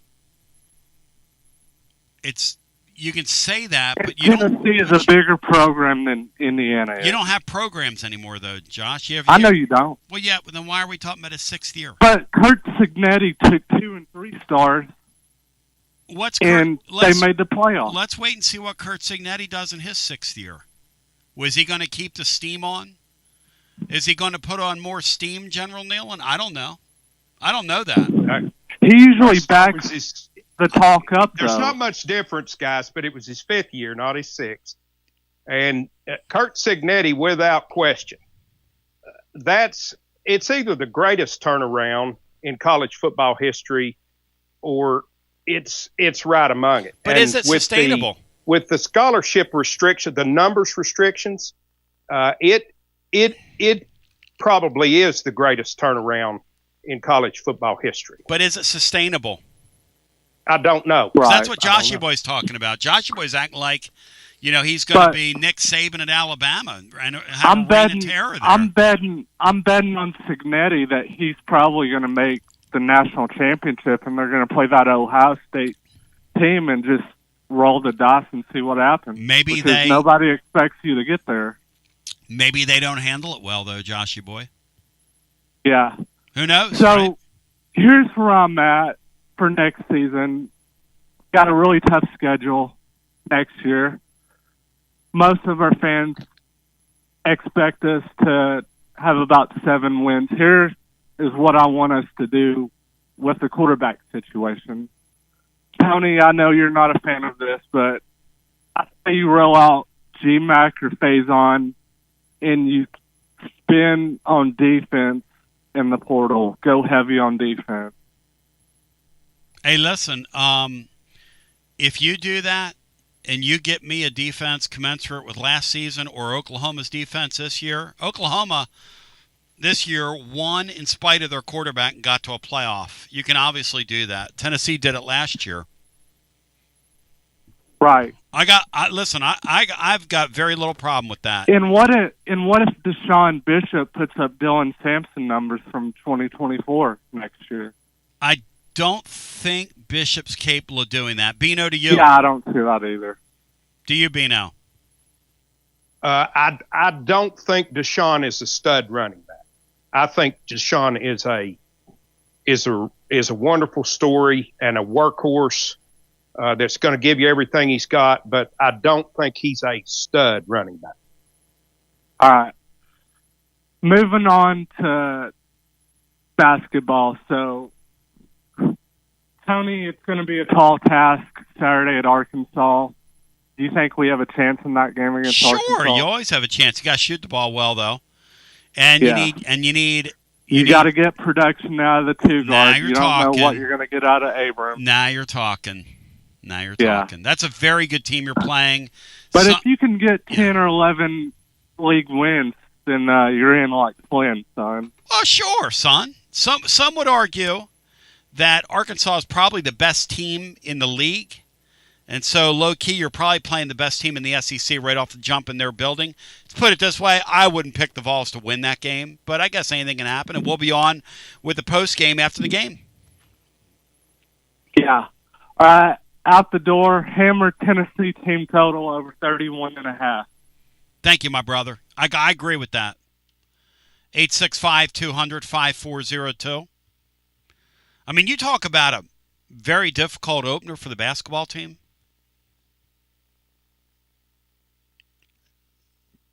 Tennessee's got the ability to go beat anybody they play, but they've really got to play well to win in that building, and they got to do a lot of little things. And so far, this Tennessee basketball team has done a lot, but they don't do little things. They have a very difficult beginning to the conference schedule. They got to go to Florida a week after they play at Arkansas, so I'm kind of braced for a 1-2 start in SEC play. Yeah. But they can still get to the number of wins you need to claim a top 4 seed at the end. Well, the trick is, so it's no need to panic. The trick in that in the league this year is you just got to beat who you're supposed to beat.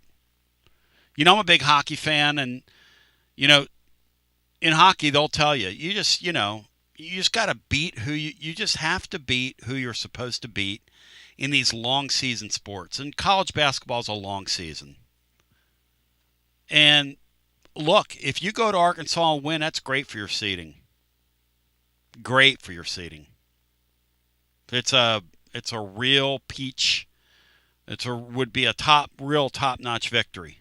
Real loud victory for Tennessee on Saturday if they were able to get it. But this team right now just doesn't do a tremendous lot of little things, which is why I wouldn't expect to win that game. But let's go to the phones. 865-200-5402 is we go back to our phones and get our next call in. Hi, you're on the air. How are my French compatriots doing today? Hey, W. Lynn.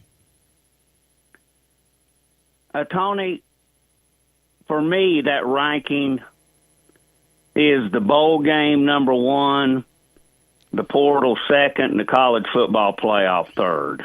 You're the one. You're the one there, W. Lynn.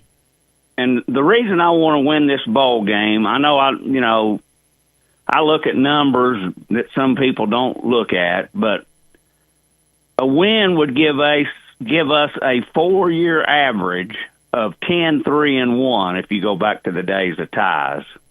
10-3-1 for 4 years is probably better than a lot of teams. Power 4. A lot of consistency. Yeah. Low key, consistency there, Bino. What do you think? He's right. Yes, he is. Low key, very low key. But I'm looking at it like Bino talked about the NCAA basketball tournament. You keep knocking on the door, going to bowls, and hopefully you can get in the playoff one year and hopefully have a run, But as far as the history of bowl games, Tony, you were talking about the polls and what they mean after, counting the bowls. Well, from 1869 till the first game was played till 1964, all final polls were before the bowl games. Now, what I'm about to tell you is a put your cup on, only a Tennessee thing that this is. In 65, they decided we're going to have polls after the bowls. Well, have polls after the bowl game. So Tennessee beats fifth-ranked UCLA in the Rose Bonnet Bowl. It screwed up the whole New Year's 4 bowl game. Dewey Warren versus Gary Beban. Yeah. And that wasn't even that didn't even get included in the final regular season poll. The final regular season poll has us 6-1-2, so they don't even have that game. Then we win our bowl game against Tulsa, and we're 7th in the country. And they probably said, well, Tennessee just screwed this whole year up because UCLA beat number 1 Michigan State in the Rose Bowl after we beat them. Michigan State was 10-0. So they go back in 66 and 67. They decide, let's just go back to doing it at the end of regular season for some reason. And they only have a top 10. Then in 68 of all years, they decide, by golly, from 68 on till present, they've had the final poll after the bowls. And the put your cup on moment is Tennessee had to wear white against Texas in the Cotton Bowl. Our jerseys look like something we'd painted on in the bottom of my frat house with spray paint. And Texas unveils the wishbone, and we didn't stop it then, and we've never stopped it since. But from that moment on, that's when they decided to have the polls after the bowls, and we took it serious. From 68 on, we took those bowl games serious. But now we've gone backwards. It's like a glorified spring game before the spring game. So maybe we shouldn't count the bowl games. I don't know. That's a good question. Bino, where are you on that? Because I'm in a Mayday moment. Where are you on that? Should we count the bowl games? Yeah, I think if you're out there and you're keeping score, they count, Tony. Okay, that's Why good. have them if they don't count? Well, I guess the final poll would just be the 12 teams in the college football playoff. That'd be your final poll. And I don't like that either. I want to win this game. I'm really irritated that we're wearing all white. I don't know who decided that. We could wear our orange. They could wear their blue. No problems. The big I don't get this. The big white. The big white. But one final thought, Bino. If the college football playoff people were trying to drive me insane, they almost did it. Trying to figure out that silly 16-team bracket they got. Oh, yeah. And Bino knows I've done softball brackets where I guarantee 3 and 4 teams. And this thing has, Tony, first round 4 teams play. 10 teams get a bye. And 2 teams get a double bye. That's more convoluted than the damn SEC basketball and baseball tournament. When I heard what they're talking about doing, WLN, which is the now they're going to sit down and talk about this, the national championship game. We're going to break this down on the blog tomorrow. They're all going to sit around a room, and the SEC wants to get their way, which is a 16-team playoff with no number of guaranteed spots. The Big Ten wants a number of guaranteed spots because they know they can't compete year in and year out for the lion's share of the money. Yeah, that's right. They want 24 teams because they want to guarantee getting some teams in the middle of their mediocre league in the thing. If they go to 24 teams, they're going to make this sport unwatchable. They really are. It's going to happen because of money, unfortunately. Yeah, it'll be a really, really sad day if they turn that thing into a 24-team tournament, because at that point, you can then say, why are we playing the regular season? And you will have a real argument as to why you're playing the SEC season. Well, and this silly bracket they've come up with, I guess, see, by having the 1 and 2 teams get double byes, they're guaranteed to play on New Year's Day. Yep. In the traditional bowls. Yep. Or New Year's Eve. Yep. So maybe they think that's to help TV ratings. I don't know what they're thinking, instead of just having a normal 16-team bracket. But it's the Big Ten. How about a compromise? Do away with championship games, and the top 2 teams in the Power 4 conferences that would be in the championship games, they get a bid. That's 8 teams, and then you have 8 at large. That's my compromise. Nothing wrong with that. Nothing wrong with that.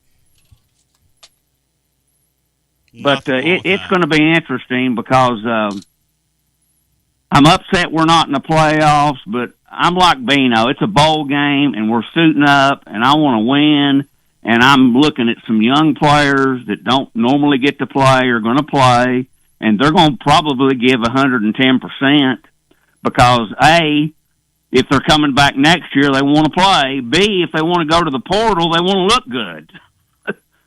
So we'll see some new faces out there, and I'm all for having Joey Football back if we could get him. I'm not saying wait on the ruling, but 2 missed field goals, 1 in Oklahoma and 1 in Georgia, or we might be 10-2 right now. So it wasn't Joey Football's fault. No, but you can do better than him. Maybe. No, there's no maybes. You can do better than him. He was a nice stop. He was a nice at what cost? He was a nice stopgap, and he was a nice story. But you can do better than him. Will he have, though, the team all behind him, the team chemistry, the clubhouse chemistry? Will this new quarterback be able to do that? I mean, if you're a head coach and you're doing it right, sure. Yeah, why not? I hope so. Yep. Great show, guys. Keep it up, and Happy New Year. Love, thank you. 865-200-5402. And we go back to our busy phones. It's a lot of conversation here. And I ask, how would you rank these games? Look, to me, or rank what's in front of us for this busy week. The bowl game to me is third. The portal is number 1, which opens on Friday. We're not in the playoff. That kind of is what it is. I love, though, the matchups in the playoffs, and I'm a fan of the sport. And I think the playoffs are going to deliver this year. I expect these to be really good games this year. And I think it's going to be extremely fun to watch. So, 865-200-5402. And I like a little physical comedy as well every once in a while. To my boy Dave in Ackworth. 865-200-5402. We take a brief time out and come back with more on the other side as we continue after this. Are you currently a residential electrician? Would you like more benefits, better pay, more upside? What about a 3 $1,000 signing bonus, free company-paid health insurance, annual profit share, company vehicle, gas card, much more. Call Advent Electric today. Advent, known for their large commercial jobs around town, and due to high demand, they're adding additional roles for their residential department. Maybe you know a friend, family member that's a residential electrician. Spread the word. Email hr@adventelectric.com. hr@adventelectric.com. 865-588-0631 and ask for the Tony B 3K signing bonus. Advent Electric is hiring. You got to dream about buying some land and building on that land? Well, Waterside Contracting is your ticket. 25 years of making dreams come true, Michael Scott. For hundreds in our area, custom homes or remodels, Waterside Contracting will build on your lot. They do incredible work all over the area. Structural integrity, quality without compromise. It's a way of life with Waterside Contract. Check out the wonderful work Waterside does. WatersideContractingLLC.com. When it's time for your dreams to come true. Quality without compromising. Waterside Contracting. College football fans, Chris Fowler here with the play call. This season, go for Dose with ice-cold refreshing Dos Equis. It's more than a single play. It's a mindset. Think of it as a 2-point conversion for real life. Taking the risk, making the bold move. Whenever we get the chance to go big, we take it. On the field and off, always go for Dose with Dos Equis. Enjoy Dos Equis responsibly. Copyright 2024 Dos Equis Lager Especial Beer. Imported by Cervezas Mexicanas, White Plains, New York. Hi, I'm Jim Simpson, owner of Simpson Meats. When's the last time you grilled a really good burger or steak? One your friends still talk about. Our goal at Simpson Meats is to make that happen every time you have a cookout. All of our cuts of meats, steaks, burgers, briskets, and pork are always fresh, flavorful, and sustainably sourced. We are family owned, so we know the importance of knowing how and where your food is raised. We have been putting quality first since 1888. Visit our butcher shop off Lovell Road or online at simpsonmeats.com. Tony Basilio along with the great Mark Griffin. And we're here to talk about our friends at Performance Medicine. And Griff, their slogan, stay educated, stay healthy. That's you. Wow. I really like to think that, Tony, and I'd like to give Dr. Rogers a lot of credit because I definitely want to stay educated and healthy, and knowing that he's putting the time and effort in to make sure of my care, I want to encourage your listeners to put the time to learn and become educated and get to know Dr. Rogers and see if it can help with your health as well. And there's a really, really easy way to do that. In fact, they've got their own YouTube channel. You can see Dr. Rogers for himself with his staff. It's called The Performance Medicine Show over at the Performance Medicine channel over on YouTube. Also, more information at performancemedicine.net. To our friends in North Knoxville, a brand new location over in Fountain City, now accepting patients. So many ways to reach Dr. Rogers. And like they say, stay educated, stay healthy. Performance Medicine, online, performancemedicine.net. Located in Knoxville's historic Old City, Barley's offers great food, live music, the best draft beer selection in town, and now your new favorite place to watch sports. Their indoor projector is perfect for any weather, and they've revamped their upstairs area with more TVs to take in all of the action. Their menu features hand-battered chicken tenders, juicy burgers, fresh salads, and the tastiest pizza in Knoxville. You can enjoy their happy hour drink specials daily from open until 6 p.m.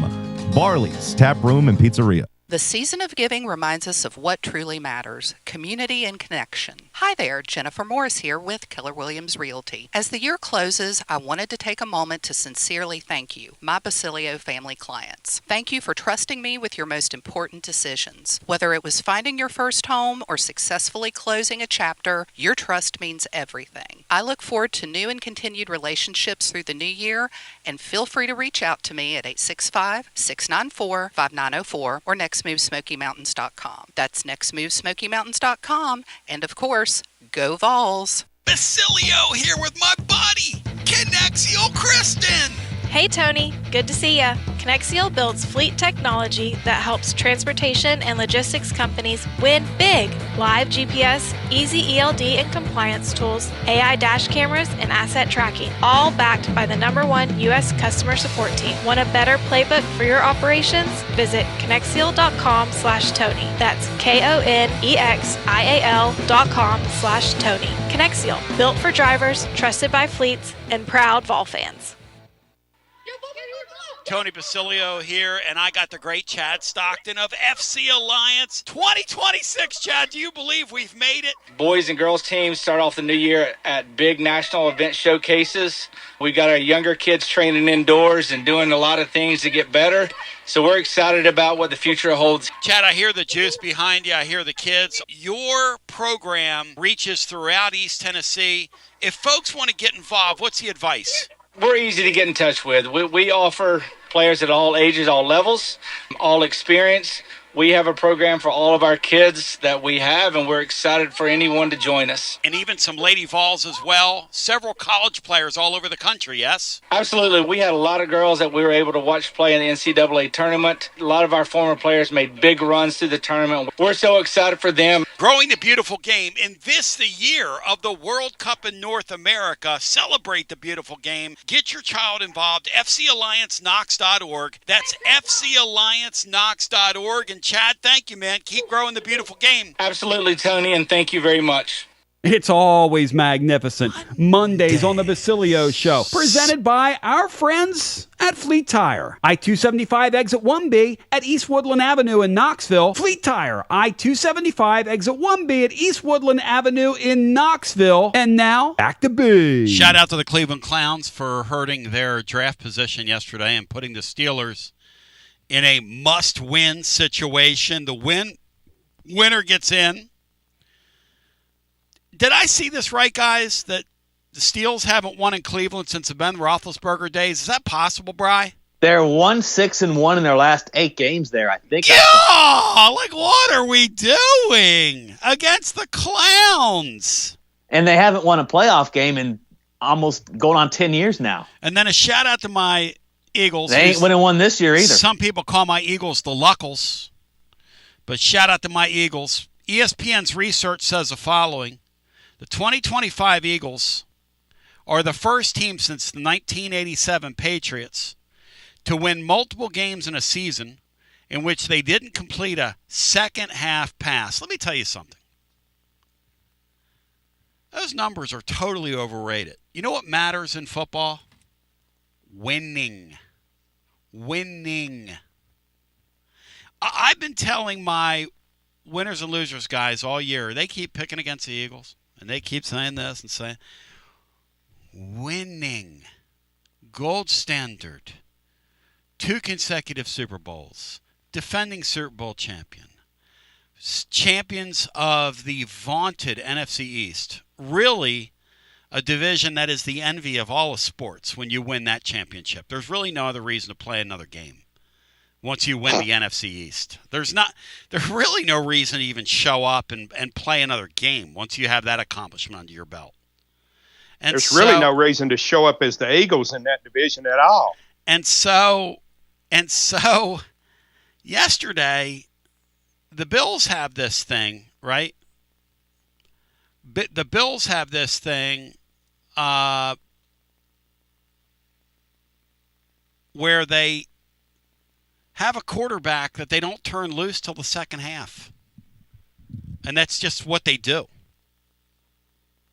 And then yesterday, he misses a wide open tight end in the back of the end zone on a 2-point play. And everybody says, well, the Eagles got lucky. Did the Eagles get lucky yesterday, Bino, or did they win like they always win? Because they can fly around on defense. It looks like a win to me, Tony. Thank you, because they fly around on defense. Thank you. Fly, Eagles, fly. Thank you. Let's go back to the phones. How about the Colts? Hey. How about the Colts' second half run, big boy? Sauce Gardner's a winner, Bino. Say what you want to say, but that guy, when he shows up, you're going to win some games. He was in college. There you go. They should have played him at quarterback. They're going to bring Phillip back. Let's go back to our phones at 865-200-5402. I really do want to say, though, that the NFL had a pretty good day yesterday. Who do you guys like next week in that Tampa? Baker Mayfield's gone the other way. Boy, people were talking about what the mistake Cleveland made and yada, yada, yada. And Baker Mayfield's the weirdest quarterback in the world. Just when you're ready to get on his bandwagon, he looks like straight trash, homie. I like Carolina. Tampa's lost, I think, 4 straight. Yes, and he has been brutal, Bri. They're they on the Colts path. Bri, they lost to the Dolphins yesterday. They lost to the Falcons at home and the Saints. The Colts are the first team in 30-plus years. Yes. To start 8-2 or better and not make the playoffs. I think the Raiders did it in like 95. Pretty hard to do that, Bino. It's an amazing accomplishment. Yeah, it really is. Back to the phones we go. Hello and welcome in. You are on a special edition of our Monday show. Hi. What do you say, Donnie? Hey, welcome in, Philly. How you and Yankee Bean Star doing? Doing great today, good. Philly. Well, it's a W to win. I don't want Joey Paterno back in town. How about that? I mean, some people feel that way. Look, I'm deeply indebted to the kid. He gave us a season that was well worth watching and at times worth celebrating. I think you can do better than him out of the transfer portal. Yeah, and if you look at it, I mean, the field goal kicker had a lot to do with it, but he did too. Yes. And the defense was the number one reason. Are we going to fix that? You know, Phil, I think the Vols go, I don't know what, 12 to 15 guys in the portal. I think Heupel, I've been told that loss to Vanderbilt, the picture has been gotten by our head coach, and we'll see what happens. Is Pork Chop, he's not going to be back over there, is he? No, I don't think so, Phil. Any good names to put on that staff? Is Inge going to stay? I think that's a distinct possibility. Yes, that Inge stays. And they announced Rodney Garner's staying, right? I think Garner's going to stay as well. Yes. But I don't know. Look. I don't know about Inge. I say I think because if I'm correct, Knowles is a linebackers coach. So that is correct. We'll see what happens. Hey, Phil, what is your approach in the portal? What would you do, Phil? Well, I'd put for the offense, I just go ahead and go with McIntyre. Look at all the freshman quarterbacks that look good in these bowl games. And some of them were skinny too, Tony. Yeah. And then you invest in defense and a great running back. We need a great running back bad. That's the Richard theory. The Richard theory is I want to see a 5-star running back in this offense. I don't. It's a run-first offense, and if you have a great defense, they showed you last year, you can scratch to a 10-2 record. Now, I don't know if you can do it against next year's schedule, but we'll see. I mean, if that's their approach, we'll see. Well, the key, Heupel's, he's at least going to have to go 8 to 4 at the minimum for people to. He'll be scalded if he goes 7-5 or below.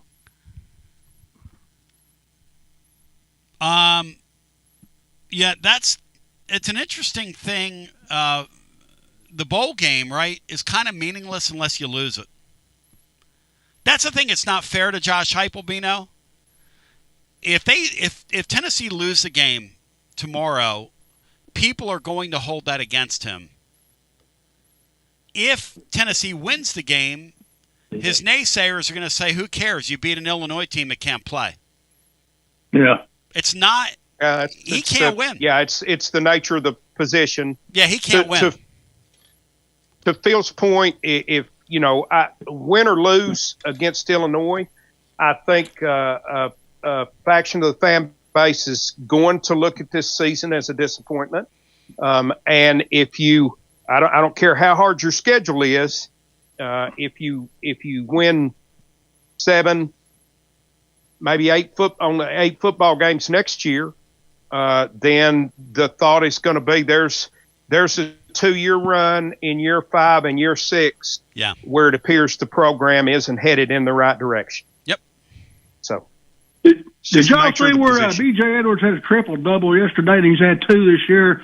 And that's the only time it's been done this year in NCAA basketball. Good for him, man. He's really blossomed. And look at our guard play now. I mean, yeah, but you know, Phil, you could always take a guy from the portal, and there are various reasons why these guys all move on. We know that. Well, that's a whole different era now. I know that. Yeah. But, Phil, was BJ was BJ influenced to leave, or did he leave on his own, or what's the deal there? It's a combination of things. Okay. I mean, they blackballed him. Really, that's the honest way of putting it. What's that? They put that guy from Middle Tennessee. It came in as a transfer, and then played over him. Even when Ziegler got hurt, B.J. Edwards sat on the bench and rotted on the bench while we got beat by Florida Atlantic. You talking about pretty Tyreek much Keegan? true. See you guys. Thank you, Phil. Look, the thing about guys is, and people are, and it's fine. I mean, that's part of the transfer portal era is that when you make a decision on a guy, and then they blow up at other spots, I love it. I mean, go for it. I'm glad to see the other kid doing well. The kid that left midseason last year at Baylor right now, I got no problem with any of that. But then to turn around and say, well, it's an indictment on the coach who doesn't have this position now. Look, I mean, in the transfer portal era, you can do that, and it's hindsight's always going to be 100. You know, like if Tennessee would have known that their safety play was going to look like electric football, they probably would have not called the kid's bluff that went to Miami last year. But you're not going to get any of these guys back. So back to the phones we go. You know, it is. I'm glad it's for win B.J. some, Edwards. lose some, Tony. Sure it is. And I'm glad for B.J. Edwards. I'm glad for him. Good for him. I hope he lights it up and becomes an All-American at SMU.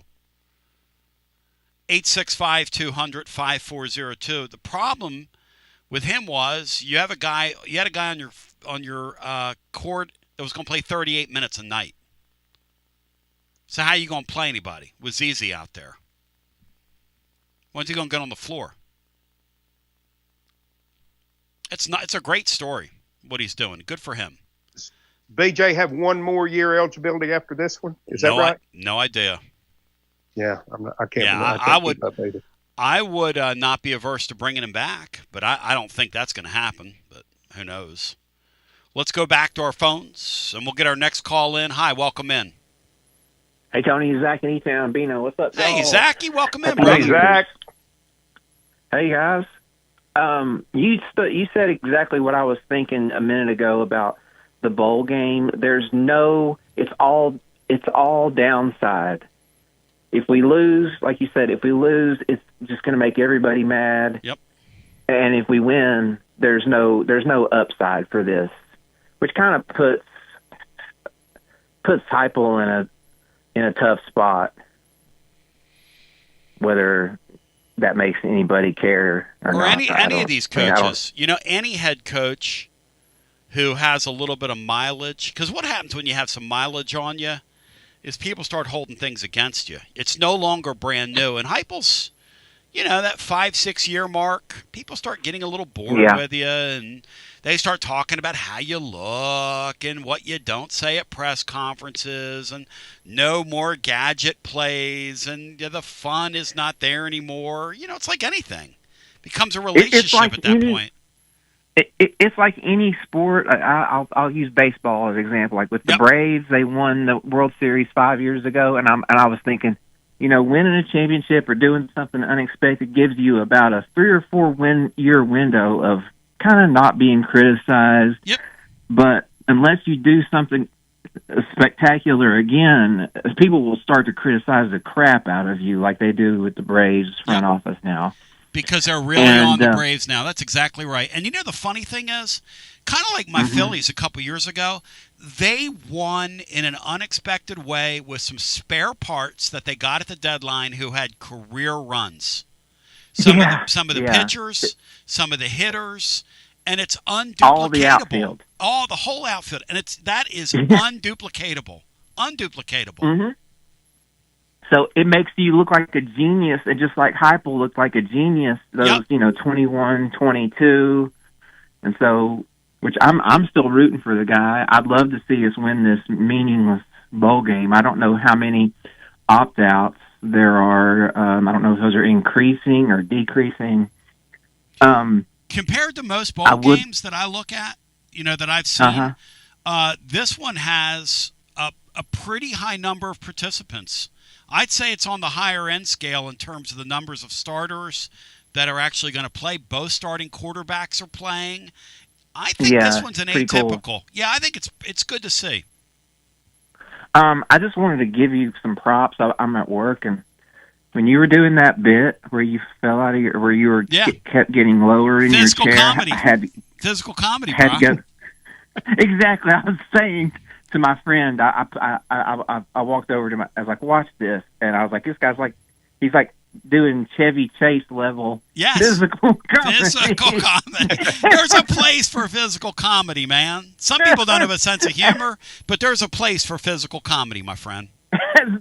As the story dragged on your head, you could see your head and your eyebrows. Yes, those big old eyebrows on fleek great. Disappearing. Yes. That was great. I love it. I love it when WLN gives on the History Channel. He went history, and I went down. Yes.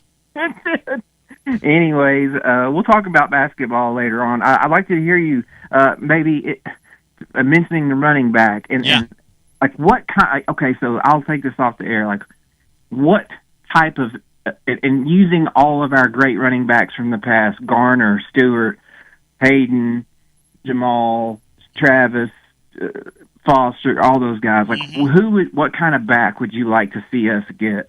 Like, as using one of those guys as a comps. And thanks, guys. Hope you have a great Monday. Thank you. I want a guy that can catch it and run it. I think Bino would be a perfect back in this offense. Would be like a Charlie Garner. Who do you got, Bino? Well, I mean, and he was the transfer guy, Alvin Kamara. Perfect. Be perfect in this offense. You imagine Kamara in this offense? Who do you got, Bri, that comes to mind? AK's a really good one. Really good one, Bino.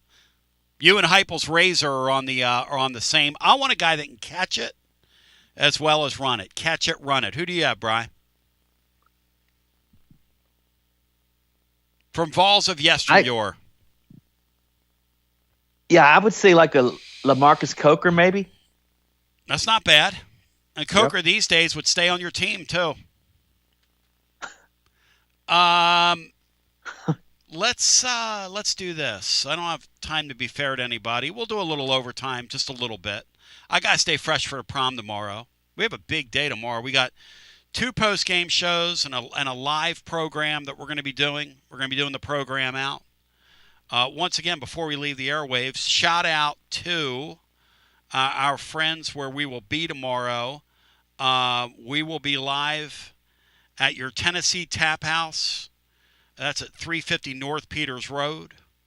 We'll kick off the festivities leading up to the Playbook with William Pattison, who's on the way next, and then the drive with the great Russell Dub Smith and his merry band of misfits. In the meantime, I want to say I love you. I appreciate you. To the radio listener, it's been an absolute pleasure being with you. Tomorrow we're going to ring out the new year together. No. That happens on Wednesday, Rice fans. In the meantime, we love you. We appreciate you. Peace on the streets, peace in the Middle East. And the great William Pattison is on the way next. You're listening to FM 105.7 and AM 1340, WKGN Knoxville, and W289CU Knoxville, Fan Run Radio. And as we get into our overtime segment, our yet unsponsored overtime segment, by the way, I can't do that.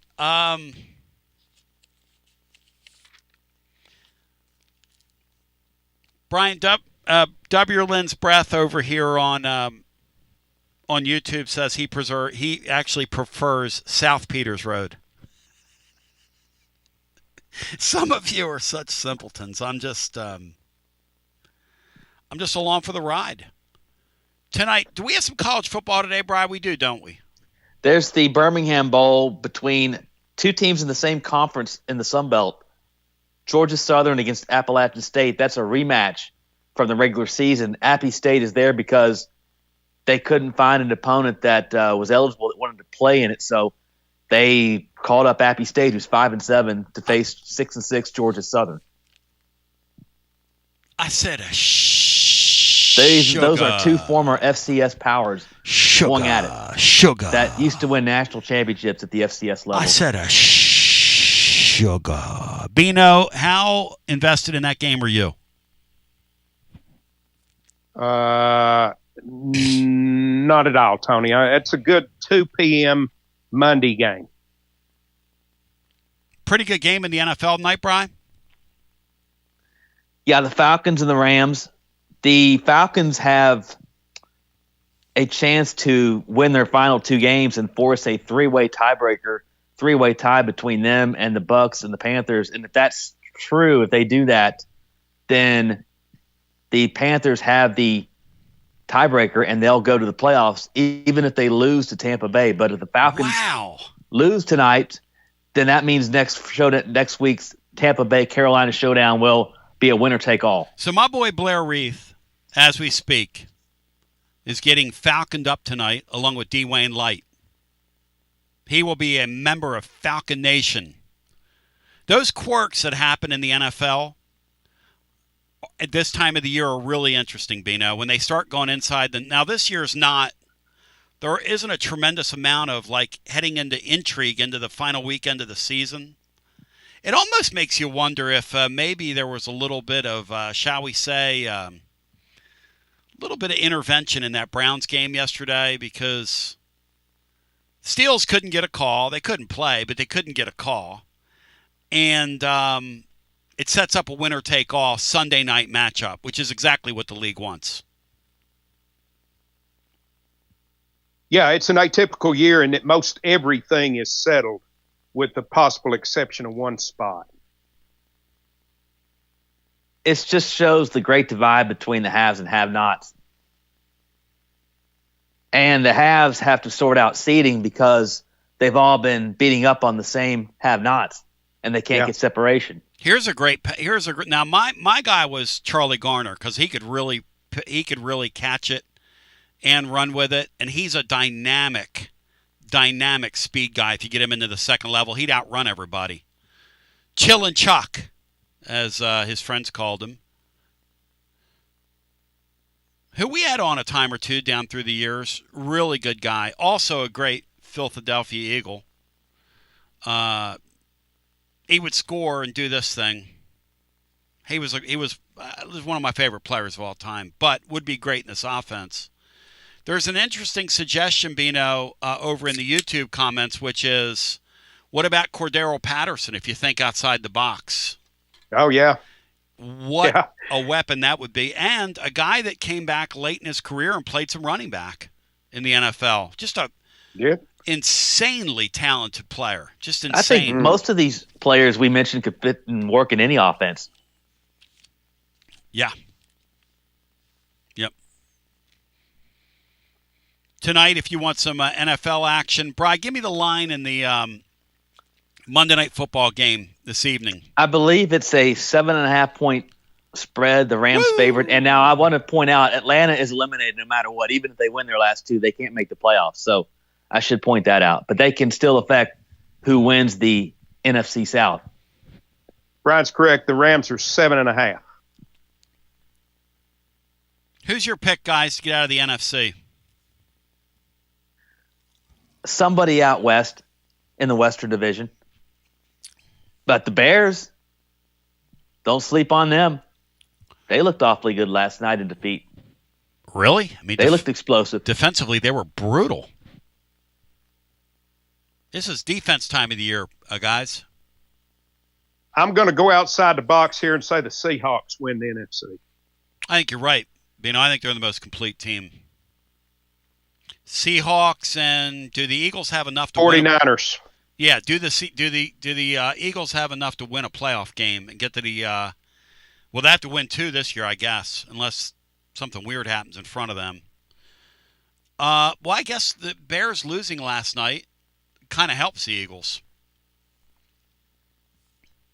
I'll tell you one thing. That Bills team, that is the weirdest football team in the whole wide world to not win that game yesterday. How they managed to do that is beyond me. They got stopped at the 1-inch line on 4th down. That damn Josh Allen plays so damn hard. He plays so hard.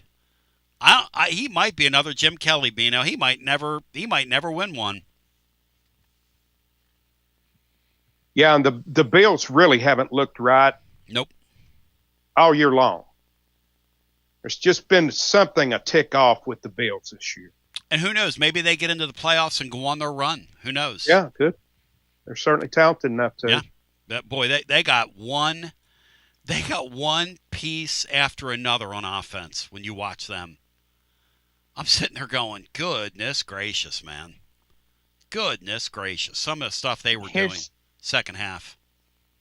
An odd fact, the Patriots are possibly going to be the number 1 seed, and they lost to the Raiders on opening week in Foxborough. The Raiders are about to secure the number 1 pick in the draft. They're 2-13, and the Patriots are 13-3. I'll tell you what, after this weekend, Titans look like a quality organization. I bet Cam Ward can complete a second half pass, Tone. When you let Vrabel go, and he does what he's done in New England, and then you give up on a running back Derrick Henry that had 220 yards in Green Bay over the weekend, or 217, whatever the number was. I mean, Bino, you say what you want to say about my Tennessee Titans, and they are my Titans. A team I've lived and fought and bled and sweated for all these years. Follow the drafts. Get in the weeds with them. Know about their salary cap. Understand it all. Mike Borgonzi. What an absolute. They ought to be sponsored by Dude Wipe, because that's a shit show from start to finish. They ought to have Dude Wipes on their uniforms, Bino. They ought to have them sticking out of their There's drawers. some people eating right now, Tone. That's a dude. You know what? Instead of having a terrible towel, their crowd ought to wave Dude Wipes, used ones. That ought to be their terrible towel. Ladies and gentlemen, my friends at VIP Play, want to remind you, $20 bet, you get $100 in bonus bets instantly. The promo code and the phrase that pays is TN Tony. Now, 200 leagues are live always. Numerous bet types. You can mix and match on your parlays today. You've got some stuff in, obviously, you've got a bowl game in Birmingham. You've got the football game tonight featuring the Falcons and the Lammies, which will be unbelievable, Andy. Unbelievable, Andy. So it is going to be pretty lit on the card today, and you can get involved. 200 leagues live always, numerous bet types, props, options. If you have a bet in mind you can't find at your book, VIP Play will play with you as long as it is a compliant bet type in the state of Tennessee. Did I say that properly? Close enough. You get the picture. If you have a gambling problem, 800-889-9789, 21 and over, located in the state of Tennessee to place a bet. And everybody's treated like a VIP play, or VIP over at VIP play. Yeah, that's what I was trying to say. Everybody's treated like a VIP. To the phones we go, 865-200-5402. NFL. Hey, Tony, real quick. Yeah, go ahead, just real Beanstar. quick. Yep. Nothing I like better than a good rip fest on the Titans, but after my team has lost 7 out of 8, and they're in such bad shape in the quarterback room, they had to go to the bingo parlor to get one. I think I better sit this one out. Well, yesterday I'm listening to your game at the end, Bino, because it's right. It goes right down to the end, and poor Frank Frangie, Brian, he really struggles. No offense to you, over there with your play-by-play guy. Boy, he struggles. He's bad. The guy they really had bad. before him is so much better. He's atrocious. Anyway, I mean, he's comically bad. Mike Keith is 10 times, 100 times better, and that's really not giving Mike Keith like confidence. Mike Keith is in a different galaxy than poor Frank Frangie. Anyway, so he says yesterday they're pulling out Rivers. The ball's at midfield, okay? And he says they're bringing the backup in to throw to the end zone. And he says that might be the final play in the career of Philip Rivers. Might be. Listen, they've got another game left. There's no assurances that Philip's not playing in that one.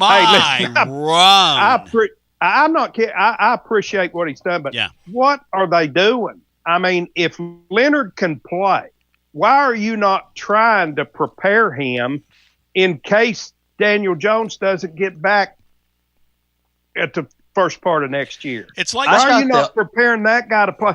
Is Phillip coming out there at 45 and starting next year? It's like Josh Heupel. I thought that's why they went and got Philip Rivers, because Leonard was going to be out for the season. I did too, but he was not. No, and then there he was yesterday. And they brought Riley Leonard out there to throw it in the end zone.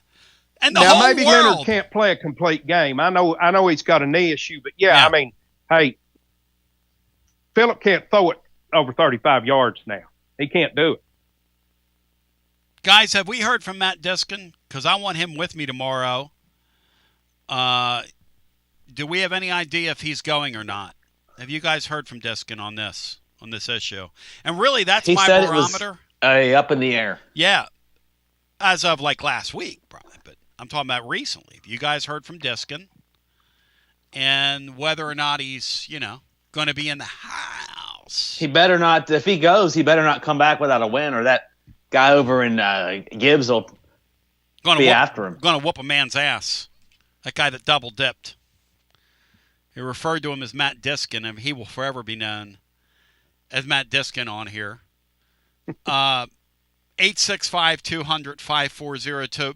Bino, somebody's asking, why didn't they get Anthony Richardson? Why didn't they let him play? Is he that bad, or is he hurt too?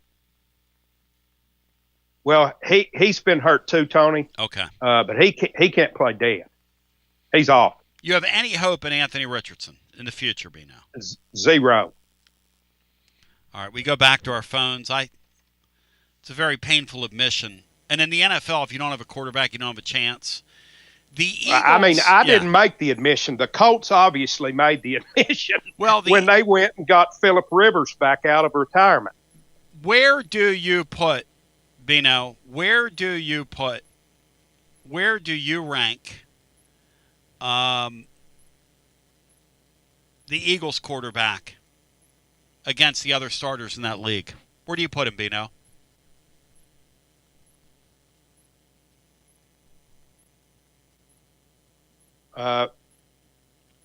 Well, I mean, Tony, the level he's playing at right now, I don't think there are many franchises that would be winning football games with him as their quarterback. They just have an incredible team around him, which is what they've done. The first minute he took a snap, I mean, he's your argument. Those of you that want He and Nico, hey, you can win games with a quarterback just kind of keeps the car in the middle of the road and doesn't turn it over and do crazy things, and, you can just kind of win games.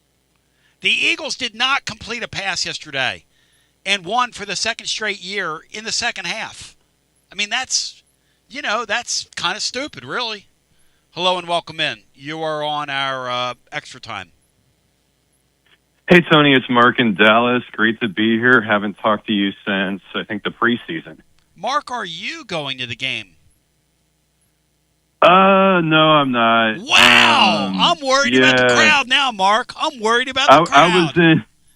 I was in Gainesville. Let's I was go. at the Players Era. I was at the Lady Vol game at UCLA, but yeah, I'm not going to this. Why? I don't. If I were anywhere near Nashville, I'd go. If I lived in like Knoxville or in Tennessee, I'd go. But that's a long drive for a bunch of opt-outs and to sit in the cold. So I'm going to watch it tomorrow. I hope we win. Yes, it matters to me, but I'm not gonna make a special trip for that bowl game. What'd you make of that? Because I watched that Lady Vol game in Pauley Pavilion. What'd you make of that? She right now the product on the court doesn't match how she sounds when she talks about her team, which is interesting. Yes, because some coaches, when things start going bad, they start kind of they get flustered, they fall apart in the press conference. She always sounds very confident and sounds like she has a plan, and she always sounds in control. Which is what I want to hear. That's inspiring. But yeah, it certainly didn't look like that on the floor at UCLA. I was hoping the fact that UCLA had a couple of big games that week. They had a couple games in Vegas at the end of that week, while the Lady Vols were on a bye. So I mean, it was a road game against a top-ranked team. But I was hoping that the fact that we had a week to prepare and they had other big games in the way, that would give us a chance, but it didn't work out that way. Me and Bino, we've had this discussion. I don't know two things about her style.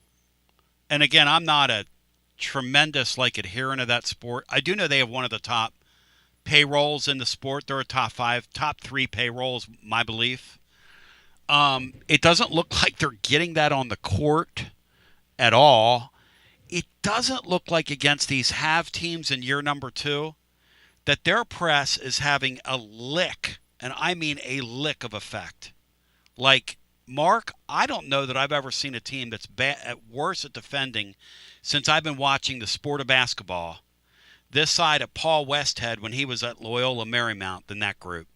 They're borderline unwatchable on defense against decent teams, Mark, aren't they?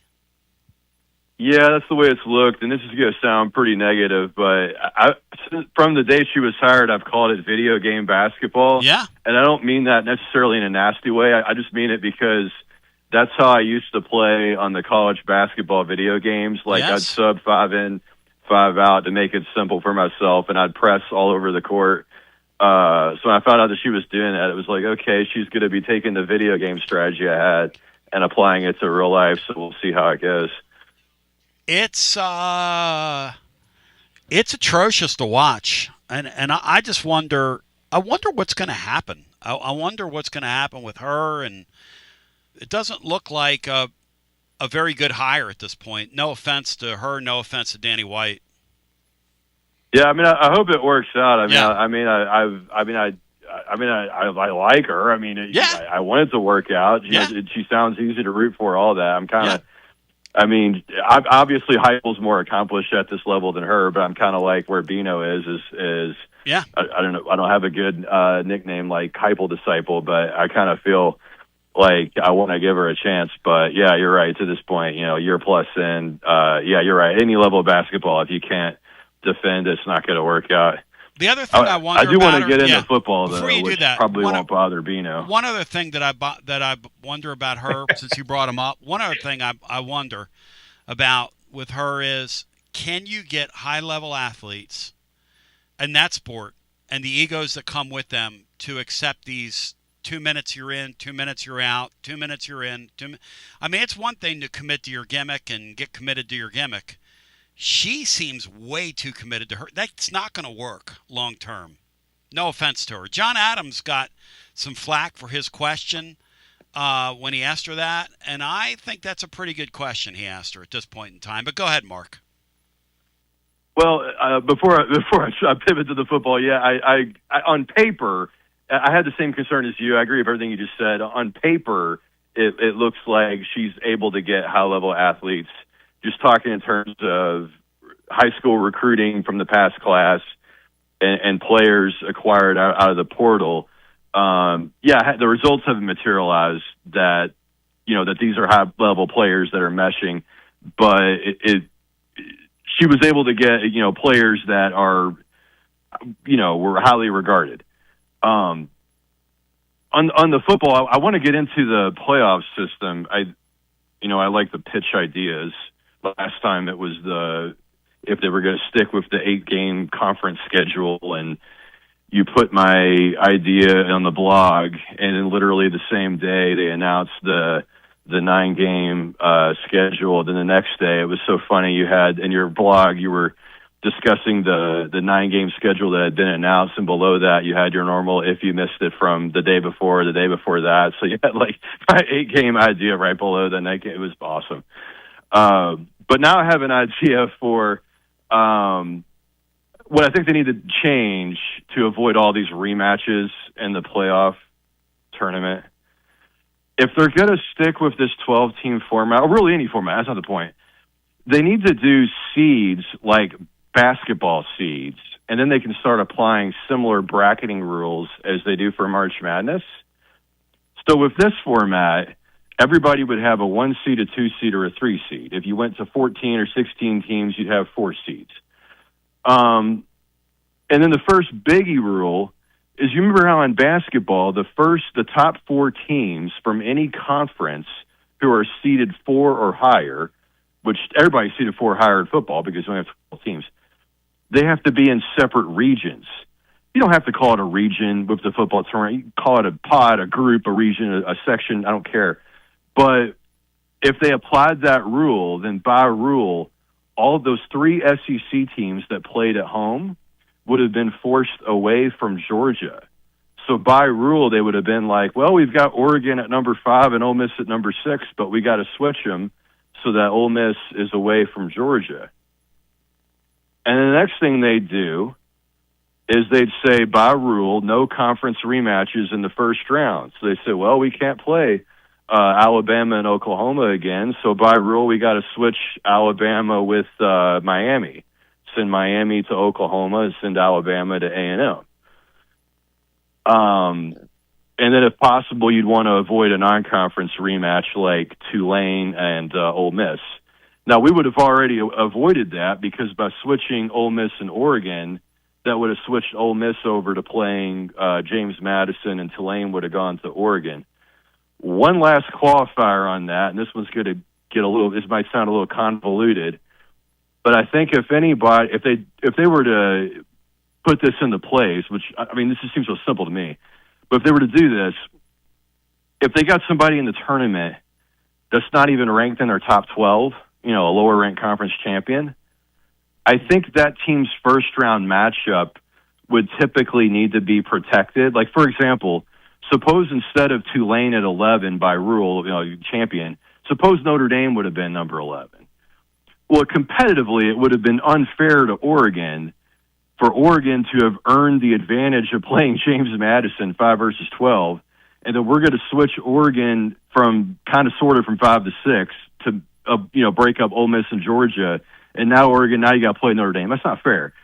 So what you would do is they would have switched James Madison and Notre Dame as well, so that the overall seeded matchup of James Madison Oregon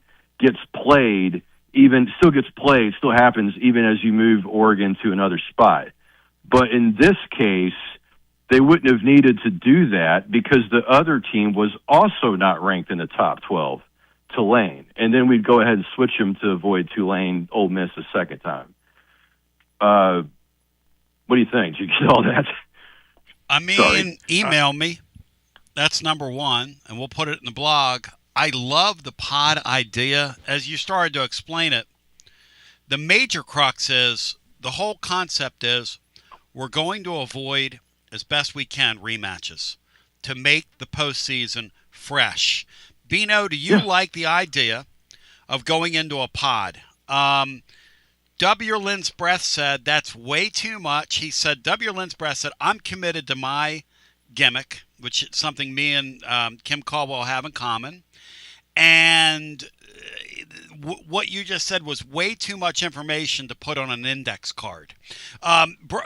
Bino, what say you to Mark in Dallas, who sounds like he's really thought this out here?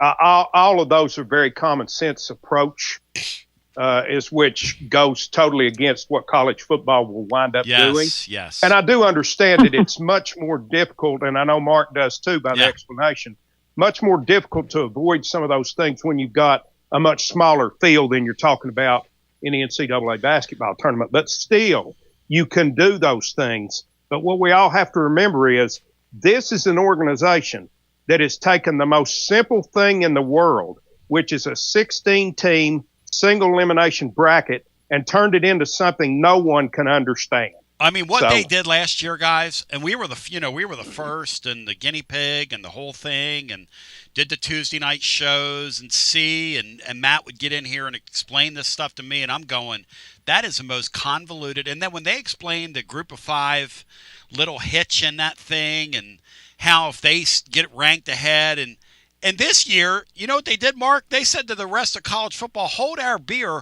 We're going to put two of those teams in. Not one. I mean, this thing is worth billions of dollars, and we're going to put two of those idiotic teams in the thing. So you're excellent, my friend. You're way more intelligent than I am. I'm a total simpleton, Mark. I've got a sieve for a brain. And I was the kid that would sit in chemistry class, and the teacher would look at me and go, God, I hope that kid's got a strong back and two really strong hands, because that kid's an idiot.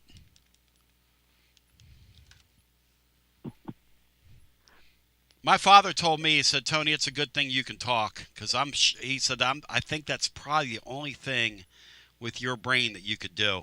So, but please send me that, Mark. I'd like to see it. Well, we'll do, sir, and you're certainly good at that. We all have, it's good for us all to find our skills. There you go, my brother.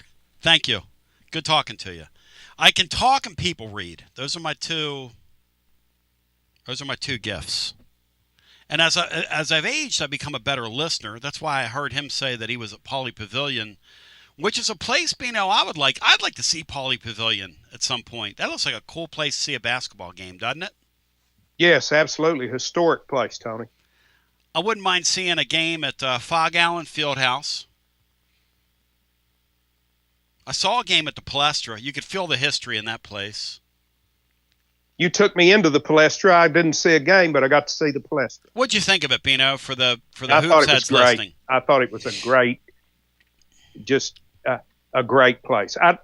And I don't know why I haven't, because I've been to Indianapolis a lot when they were playing a basketball game. But I would like to have gone. I'd like to go to Hinkle Fieldhouse and see a game too. Derek Butler. Yep. Shout out to my boy Rick, who's listening. Let's go back to the phones. Hello and welcome in. You're on our overtime. Hello, gentlemen. It's the Polish Power. Hey, Polish Power. Ivan Putski. Welcome in. How we doing? Good, Paulie. How you doing today? We're good, Paulie. Not too bad. So, Tony, were you ripping the Packers defense for allowing Derrick Henry to go for 222? No, I was ripping the Titans for letting Derrick Henry go. Okay. I think that's incredible. Do you think that's incredible that you would just give up? They just basically said, we don't need you. And A.J. Brown, buddy. And A.J. Brown. I mean, as bad as that is, that he runs for 222, it is Derrick Henry. So, I mean, can you imagine letting Pavia run for 180? Oh boy, here we go. I mean, I just saw him running down Merchant Street with the football. Nobody was spying him either, were they? Guys, if I had to do a public proposition to the Pavia brothers, the next time they're in Neyland Stadium, just give them a football. No one's going to tackle them, not even the police.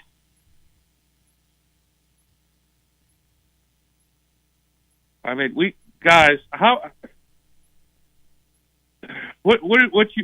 your honest opinion on what's going to happen tomorrow?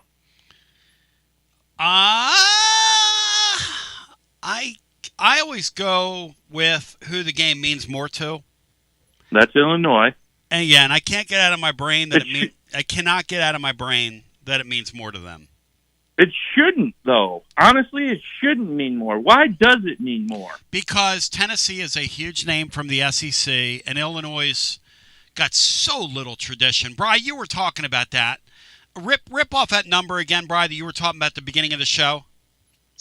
Yeah, Tennessee has more 11-win seasons since 2022 than Illinois has ever. I mean, it's a huge opportunity for them tomorrow. Do you think Vandy would have just walked all over him by 20-some points at Illinois last 2 weeks ago or 3 weeks ago? Vandy would beat that Illinois team like they're mad at them, yeah. Well, so this is my take on Vandy's that. playing good ball at the end of the year. Illinois, I will agree that Illinois probably does want to win more. Yes. Which blows my mind. Well, I mean, it's a huge game they for have them. a better defense. Illinois does have a decent defense, and they can run the football. Yes. And then you throw in the fact that they have a better coach. I think Illinois is going to dog walk them. I don't know they have a better coach. Their coach failed in this league. Our coach has succeeded in this league. When? Their coach was at Arkansas, and he failed miserably. He never won 11 games at Arkansas. I know that. He got fired there. So right now, you would take Heupel over Illinois Bielema? right now. Oh yeah. How about you, Bino? Heupel or Bielema, Bino? Every time. Who's got a better program going right now? Heupel. Well, we'll find out in about 24 hours. I mean, he was in the playoffs last year. Illinois, I mean, look, the guy Tennessee got closest with out of the portal, which tells you everything you need to know. The guy they got closest with out of the portal, Paulie, is whom? Tell me. Say that again. It's the quarterback at Illinois. The quarterback at Illinois is the only one that really gave Tennessee the time of day. Altmaier, right? Yeah, because Illinois is they're kind of an afterthought.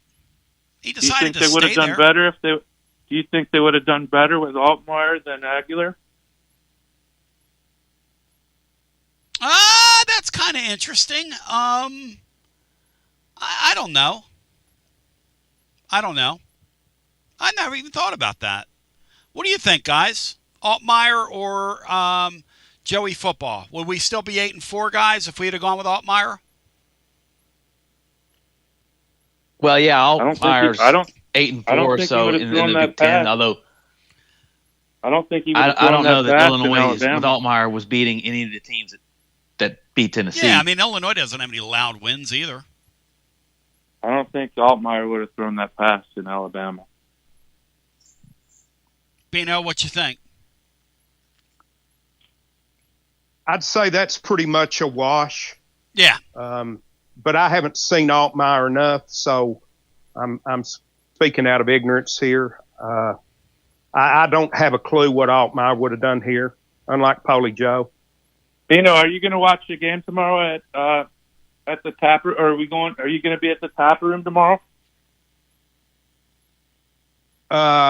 Yes, I'm going to be at the tap room tomorrow, but I'm not going to watch the game there. Bino's the game is 5:30, correct? The correct. Clock yes, on sir. the wall says 3:00. Yep, the game's at 5:30. All right, I'll get you guys some lunch. I think I'm going to bring Philly. Thank you, brother. Philly and whoever else I can pull in. Thank you, brother. We appreciate that. Appreciate the support. Good talking to you. Hey, look, the game means more to Illinois. It just does.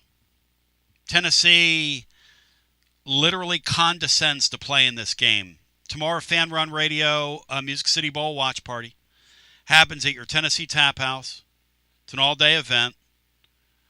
We'll be live kicking it off. Then we hand the ball to William Pattison and his friends at the Playbook, who turns around and hands the rock, or maybe he throws the rock, to Russell Dubbs and his merry band of misfits, including Bear and Bob Baskerville. But free swag will be given away, specials as well. 350 North Peters Road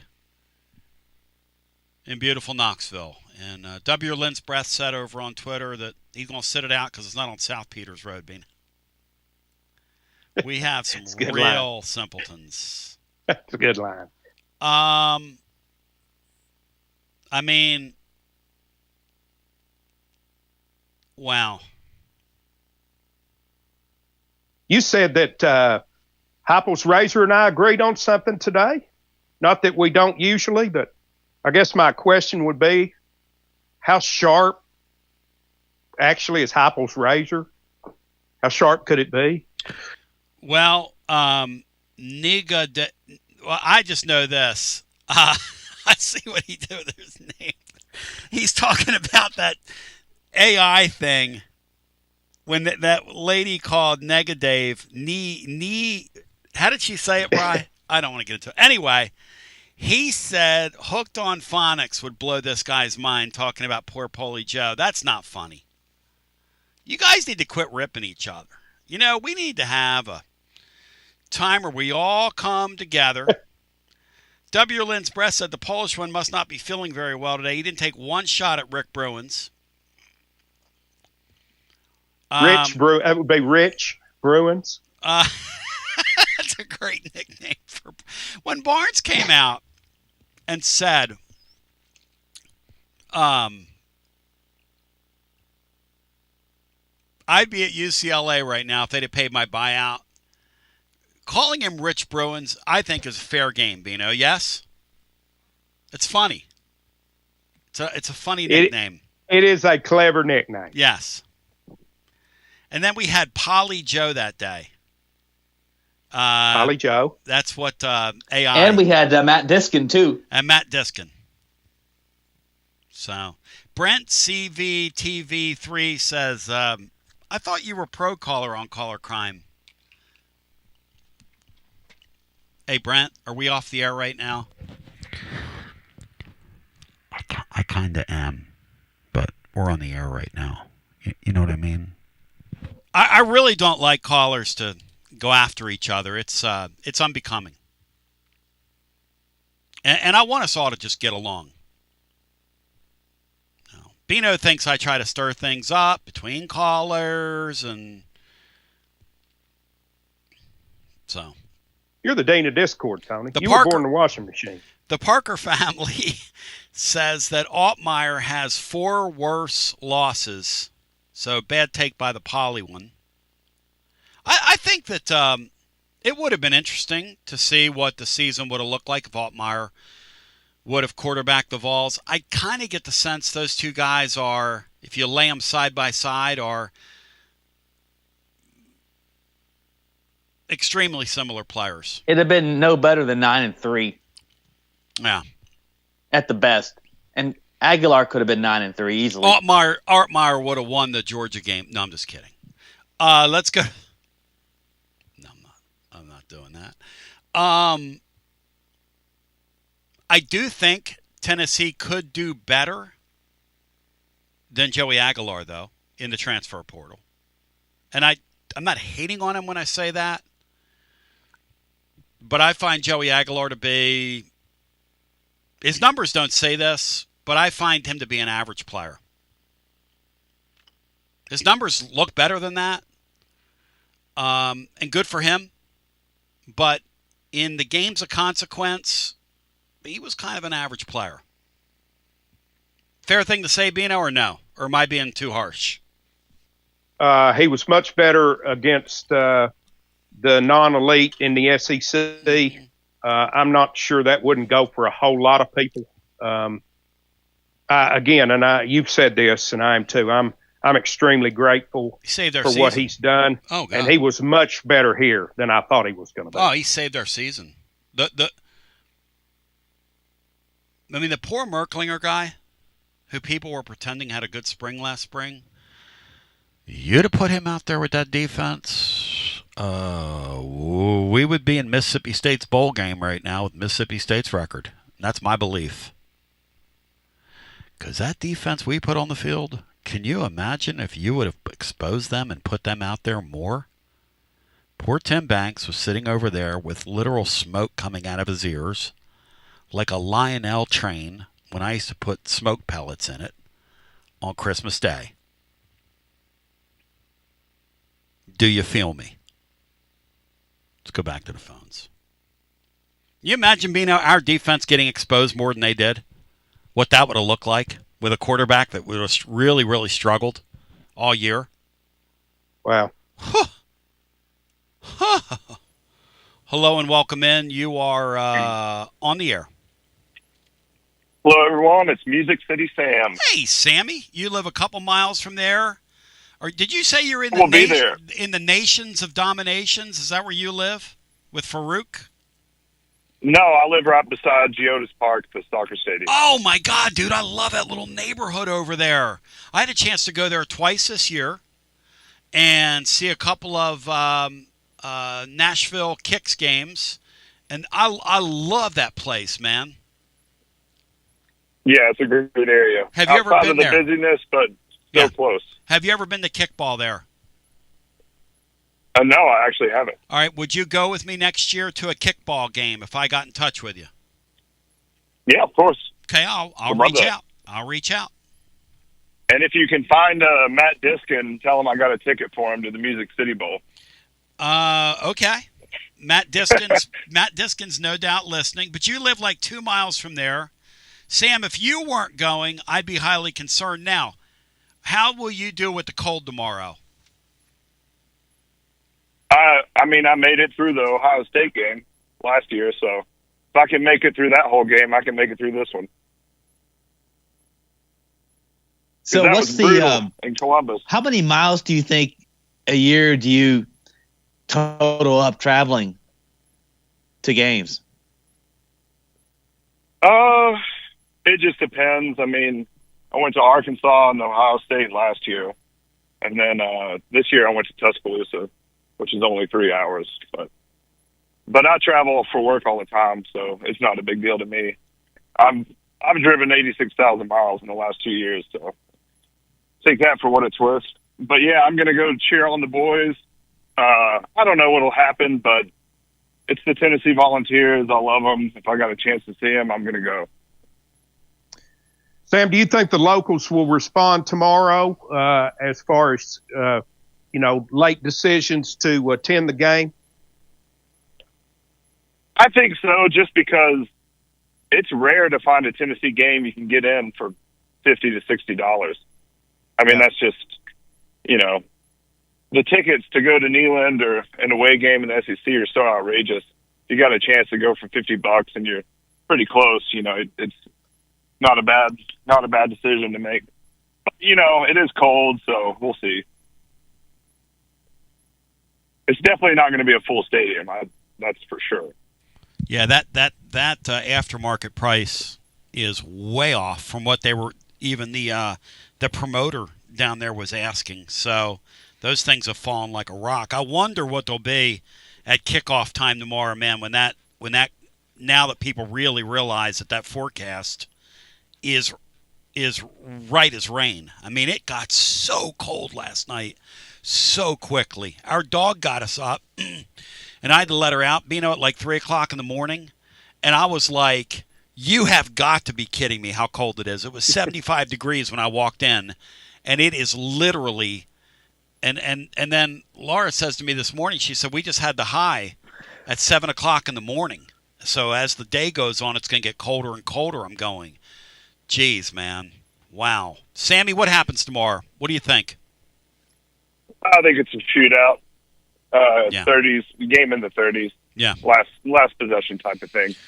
I do think Tennessee's going to show up. Some of the young guys. Yeah. And Aguilar probably knows this is his last football game. Yep. Unless something screwy happens. So you got a couple guys on the team that really care about it. I know Deshaun Bishop will care about it, but I haven't called since the Vandy game, and that one game changed my entire perspective of college football because I really thought that all the crap that was talked by the Vandy quarterback and the team, that the Tennessee players would come out with their hairs on fire, and it didn't look like they cared.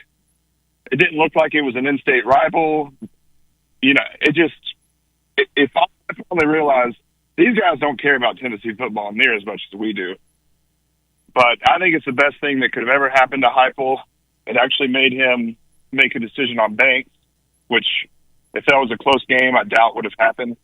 And Tennessee knows they got to go spend money in the portal, or else they're screwed. I mean, that's what it is now.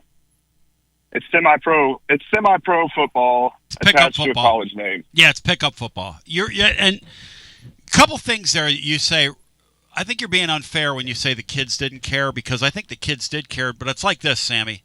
That's why I thought we were going to get our ass beat, because me and Bino were talking about it leading up to it during one of the breaks at Calhoun's. I said, Bino, what's going to happen in here next week? And he looked at me and said, oh, it's not going to be good. And I said, yeah. And then as the week got close, Kyle Blackburn was on his way up, and he called me, and he said, what do you think's going to happen? I said, 45-14, something like. He goes, what? He said, we're going to win? I said, no. I said, we're not going to be able to stop them. They're going to run all over us. And I'm really kind of a Nostradamus. People know that listen to the show. But, Sammy, here's the thing. You could say they didn't care, all that trash talk, but it's kind of like this.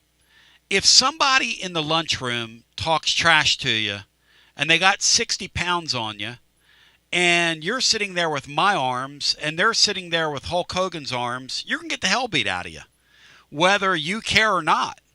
And that's kind of what happened to our defense. There wasn't a lot of leadership on that defense. They didn't know where they were going. Whatever that coordinator was teaching, they were not receiving. They obviously had the kids completely confused. The guy that's now coaching, and by the way, his unit was the worst of them all, and he's one of Comrade Golish's hires at Auburn. I'm selling on Comrade Golish, who's going to piss everybody off down there, by the way, with his personality, but that's another story for another day.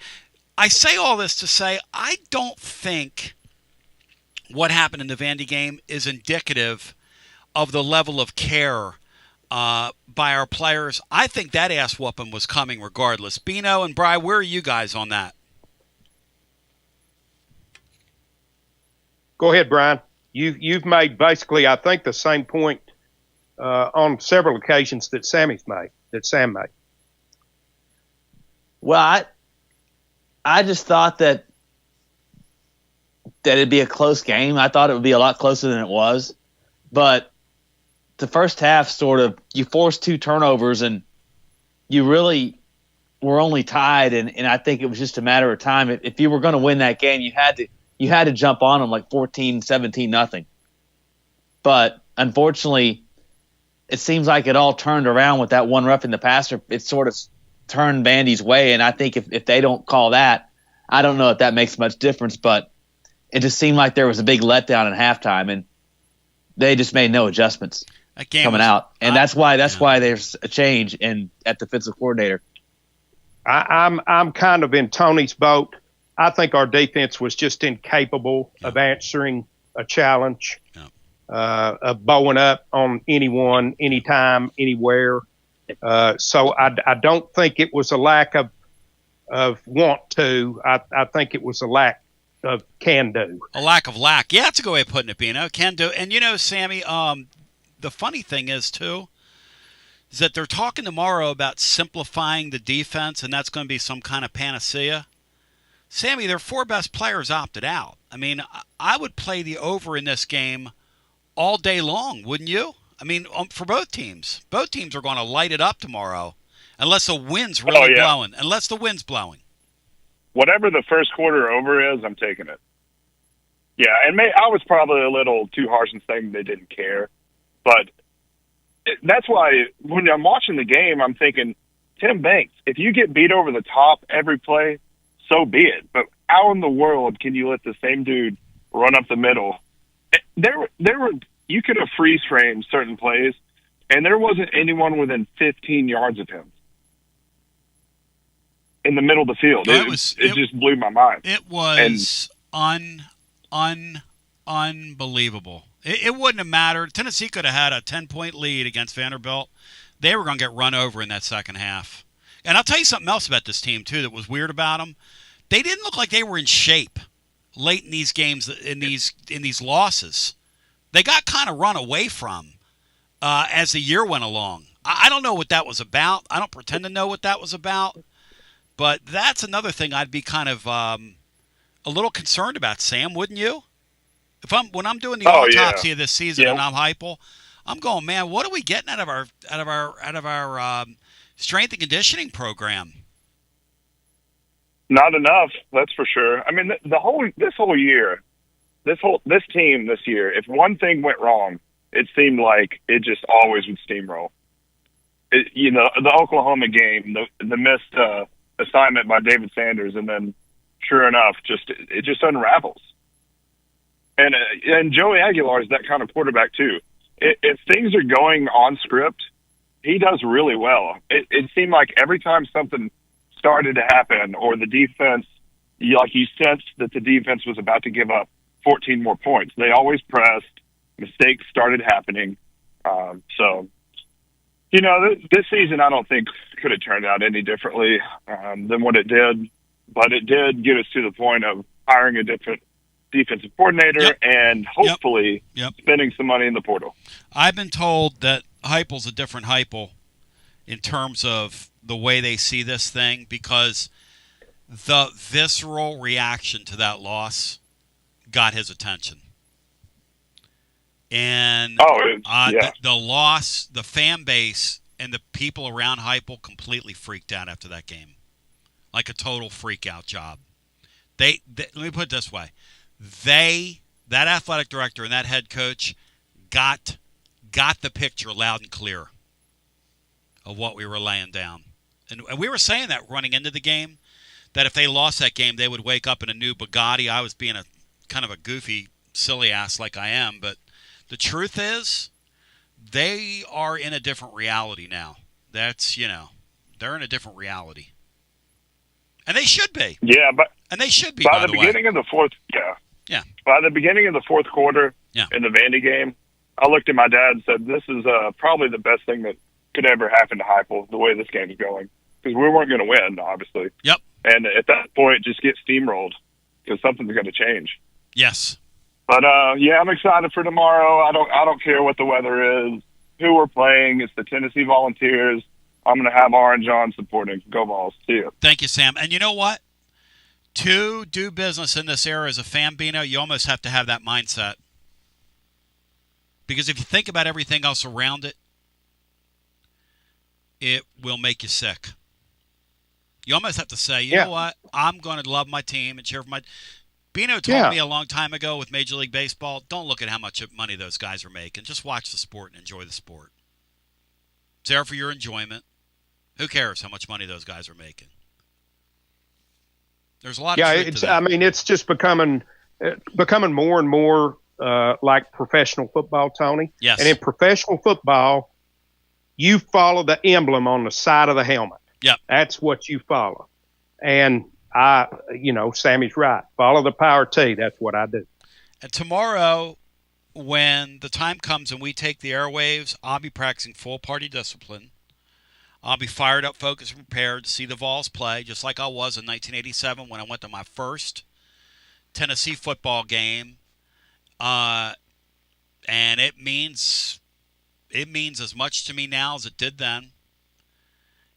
And sometimes I'm like you guys and gals listening. I close my eyes at night and go, how in the hell did we get here? How is the management of that sport so bad that they've allowed all this feces? To quote the late, great Keith Hatfield, it has been a fecal blizzard in major college football for the past 30 years. That they let Jimmy Sexton, first of all, run the sport over to the point where the kids just said, "That's it. We want ours." And you know what? I used to bring Ramogi Huma on all the time, who was a real trailblazer in that, trying to unionize those players back in the day. Because I'm on the player side. You're risking life and limb for these mostly guys that have never stepped on any field of any kind to get wealthy beyond belief. A lot of these administrators never put on a jockstrap. No offense to them. Never got out there and got their face burned into a wrestling mat like me. I got my damn face burned up. And my dad told me, and I said it at his funeral, when I gave the eulogy, he said, "You're going to get to know the light pattern in every gym in this county, Tony, before it's over. Because you ain't going to win a match." But the point is that a lot of these guys don't even know what it's like to sit in a locker room. They don't even know what it's like, get on a team bus. Any of those things. They're the ones that have taken these sports and destroyed them. But they can't kill them. But they've taken them and they've defaced them. They have defaced them to the point where a Sammy will think, "Hey, my Vols didn't try against Vanderbilt because they didn't care, because that's the era we're in." He's entitled to think that. I don't think that. I don't believe that. Now, that said, there is such a thing in bowl season, and Bino, I do adhere to this, and we'll talk this out tomorrow. I do adhere to this, Bino. These bowl games a lot of times come down to who wants it more. Because there have been some no-shows in bowl season, Bino. Yeah. Like the other day, Clemson, Clemson no-showed against Penn State the other day. They had zero interest in being there. Missouri looked like they didn't feel like playing the other day, Brian. Did you watch any of that game? They didn't look interested in being there. Yeah, and they did some questionable things late in the game that I just think Missouri was ready for the season to be over. The way the second half of the season just kind of went for them. Yep. They got off to a great start. I think they were 5-0 and finished with 3-5 coming down the stretch. And Tim Dewberry's right too. Pittsburgh just said, "You know what? They weren't healthy." Pittsburgh just said, "We had fun at our bowl trip. We're going to mail it in." Kind of like Lamb Weirdo's team yesterday against the Browns. Lamb Weird Joe. Hi, welcome in. You're on our extra time overtime. Tony B and the family. What's up, brother? What's up, Ridge Runner? How you doing, brother? Sammy. Bino, what's up, man? Brother Bino. How are you doing? Oh, man. Well, how'd that jacket fit, brother? Sammy, I am way too big and broad-chested for that coat, my friend. But I'm going to see if Brother Bino tomorrow can sport it. Because I've got this thing up top where I look like a prize fighter, and then I got the legs of like a 9-year-old girl. I'm built like an oblong chicken. Oh, man. But, Sammy, I really appreciate the thought and you thinking of me. And, man, you touched my heart with that, my brother. Good deal, man. Good deal. Yeah, Tony, it's kind of a small world. And, Bino, I'm sure you've talked to your nephew, but, it was the day that they announced that Tony was leaving Vitello, and I just happened to run into my customer,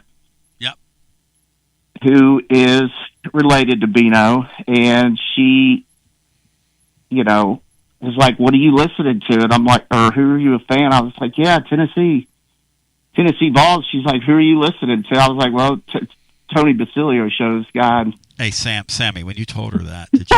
Hey, listen, did you kind of put your head down and go, like a lot of people do? Tony Basilio. Yeah. Oh, man. So you're over in South Carolina when that happened? Is that what you're telling me? Yes, in Greenville. And, the God works in mysterious ways, man. And anyway, it's neat. I think I'm going to catch up with them tomorrow, hopefully, and get to watch some of the game. With them? That's fantastic. That's phenomenal. Yes. They're just, great folks. And obviously being Dino's family. They're incredible. You know, his nephew came over one time and drove over from Tri-Cities. Is how far? How far of a drive is that, Sammy, to get to Knoxville? From Greenville? Yeah. Oh, shoot. I want to say 3.5, maybe. I said to him, where are your tickets for the game tomorrow? He said, oh, no, I didn't come for the game. I just came for the show today. He said, when you guys are done, I'm going to get in the car and drive back home. I thought, damn, Uncle Bino's got some pull. Uncle Bino. That's great. That's fantastic. And I mean, but, yeah, what's the line tomorrow, y'all? Tennessee's a 2.5-point favorite. Coin flipper. Okay. There's no precipitation forecast. It's just going to be cold. That's right. Just cold, just cool. Yeah, the wind today is blowing down here like crazy. Here too. Tony, it's colder. What quarterback is this Faison kid going to be ready? No, not this year. No. All right. So who's the leader in the clubhouse of who they're going to get? I read it was the kid from. I can't even remember now, but. It's a myriad. It's a myriad. It's a myriad. But we'll know by the 11th, right? We'll know by the 11th. Correct. Okay. No, you won't know by. Here's the thing about the portal, because there's a misnomer here. The portal begins on the 2nd. I'm writing about this tomorrow. The portal begins on the 2nd and ends on the 16th. But you can stay in the portal as long as you want. In other words, theoretically, you could have a guy that enters the portal and just sits there. Takes like online classes somewhere, what have you, and then you sign him in the spring, like towards the summer. You could go if there's a quarterback sitting in the portal and you're somebody that needs a quarterback. Say somebody blows out a knee in the spring or whatever. There's a myriad of things that could happen. Right. Somebody up and quits, or you have a situation like BYU had and you need a quarterback. There might be a couple guys this year, because there's no spring portal, that might hang out there so they can become 2s at 10. We haven't really thought about that, Bino, but once you go in, you don't have to come out by the 16th. That's just the time that you have to get in. Enter. Okay. So the entry deadline is the 16th. The exit deadline is you can exit whenever you want to exit. It's Hotel California. Yes, sir. You can check out anytime. Amen. Cody, this season, I just wish we would have won. I mean, if we win that Georgia game, bro, I feel like it's a totally different season. Yep. But Joey, and I agree with a lot of y'all saying, and,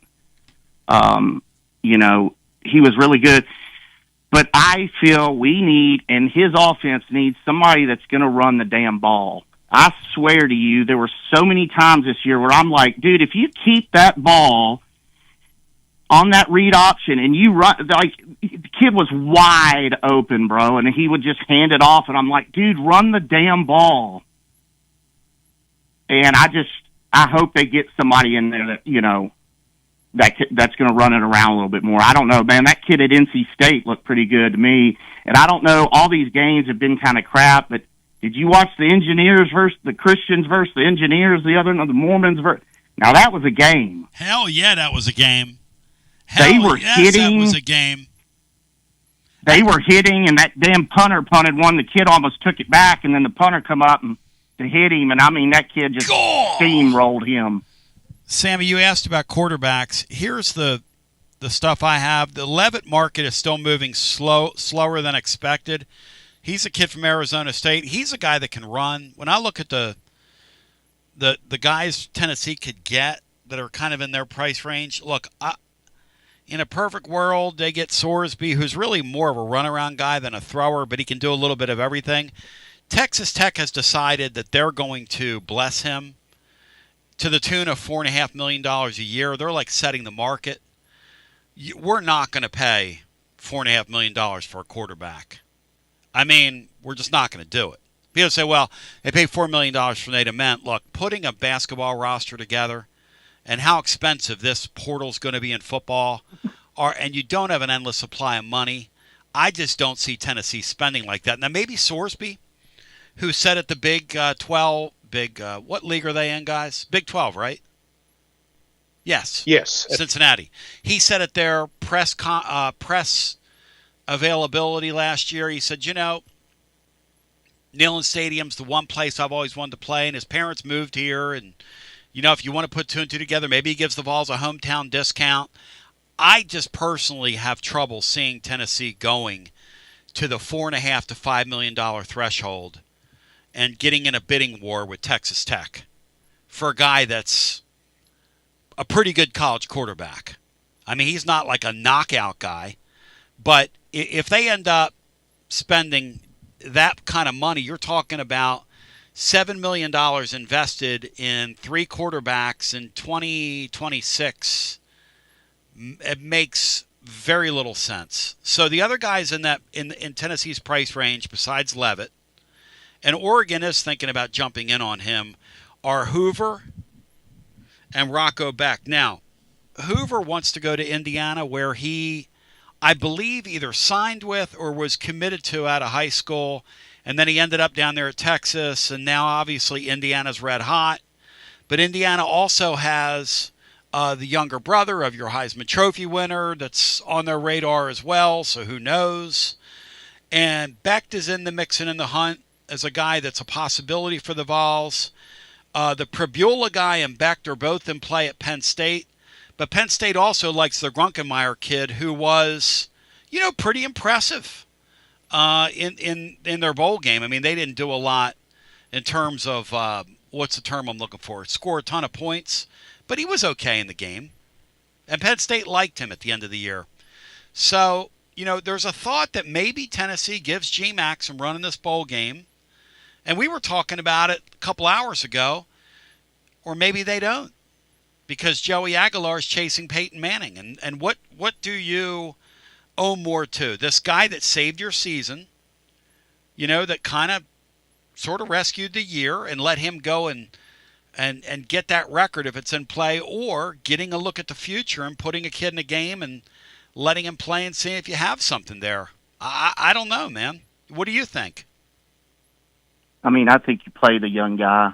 Joey was amazing. There was some very, very, highlights and high points, but there were also some very, very, just backbreaker interceptions, and a few of them he threw up. Sometimes I'm thinking, is this guy, did somebody pay him off? Like, is he fixing the line? Like, he just chunked him down the field. Like, I don't know, man. I'd play the young guy. I mean, obviously, you let Joey play a little bit, but I'd mostly give it to the young cat. But that's another thing, man. Heupel, hopefully this has lit a fire under him, because I think he needed that. Like, he was, I mean, I guess that's kind of his personality anyway. He's just kind of under the radar and, calm, cool, and collected. He doesn't really, but there was some time, like, we should have run the ball. I don't know. That 3-headed monster we had at running back, I felt like they should have pounded the rock a lot more than they did, especially in that Georgia game. When you go up those scores, I felt like they got away from the run. And he just, he's done so well here, and all that, they figured, nobody's figured out his offense, man. It's okay.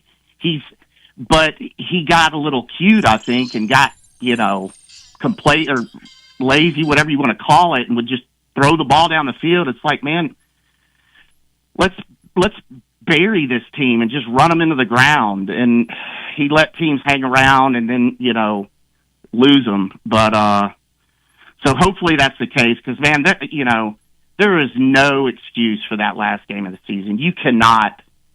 I don't care if Vanderbilt has Joe Montana back there. Like, you cannot let them come into your building and do that to you. That is just unacceptable, totally. So, Ridge Runner, you're my boy.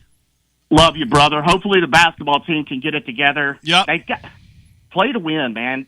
Barnes, don't play to not lose. Just play to win. Bury somebody. Love y'all, man. Hey, I might have put that jacket ceremony tomorrow.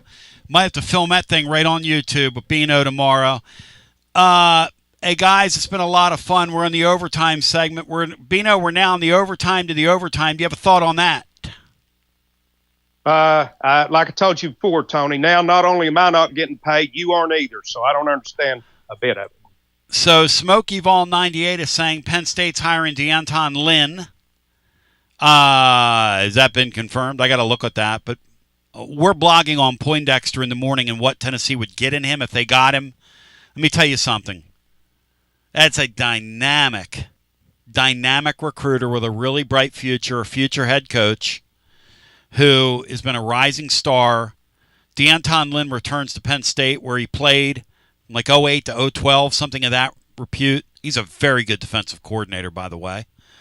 And if I'll tell you this right now, when you think about just the concept of Poindexter, just that I get to say Poindexter all next year, Bino, like Poindexter. I love that name. I mean, I love that name. I'm sorry. Sounds if I could, more like a basketball name, but I love it. Absolutely. If I could rename Anthony right now, I would rename him Poindexter. I just love that name, man. I do too. Bino, Bry, thank you guys. Love y'all. Hey, Tony, one quick thing here. Yep. This is my last show of 2025. Yep. And I am. No, you're on tomorrow, Bino. What do you mean I'm on tomorrow? You're coming down there. You just said you were coming down. I'm putting my headset on you, of course. I already asked you if you'd come. You told me you would come. What do you mean it's your last show? I thought this was my last show. I thought I was coming as a listener tomorrow.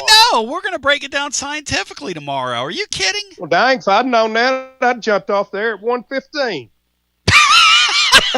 See you, Bino.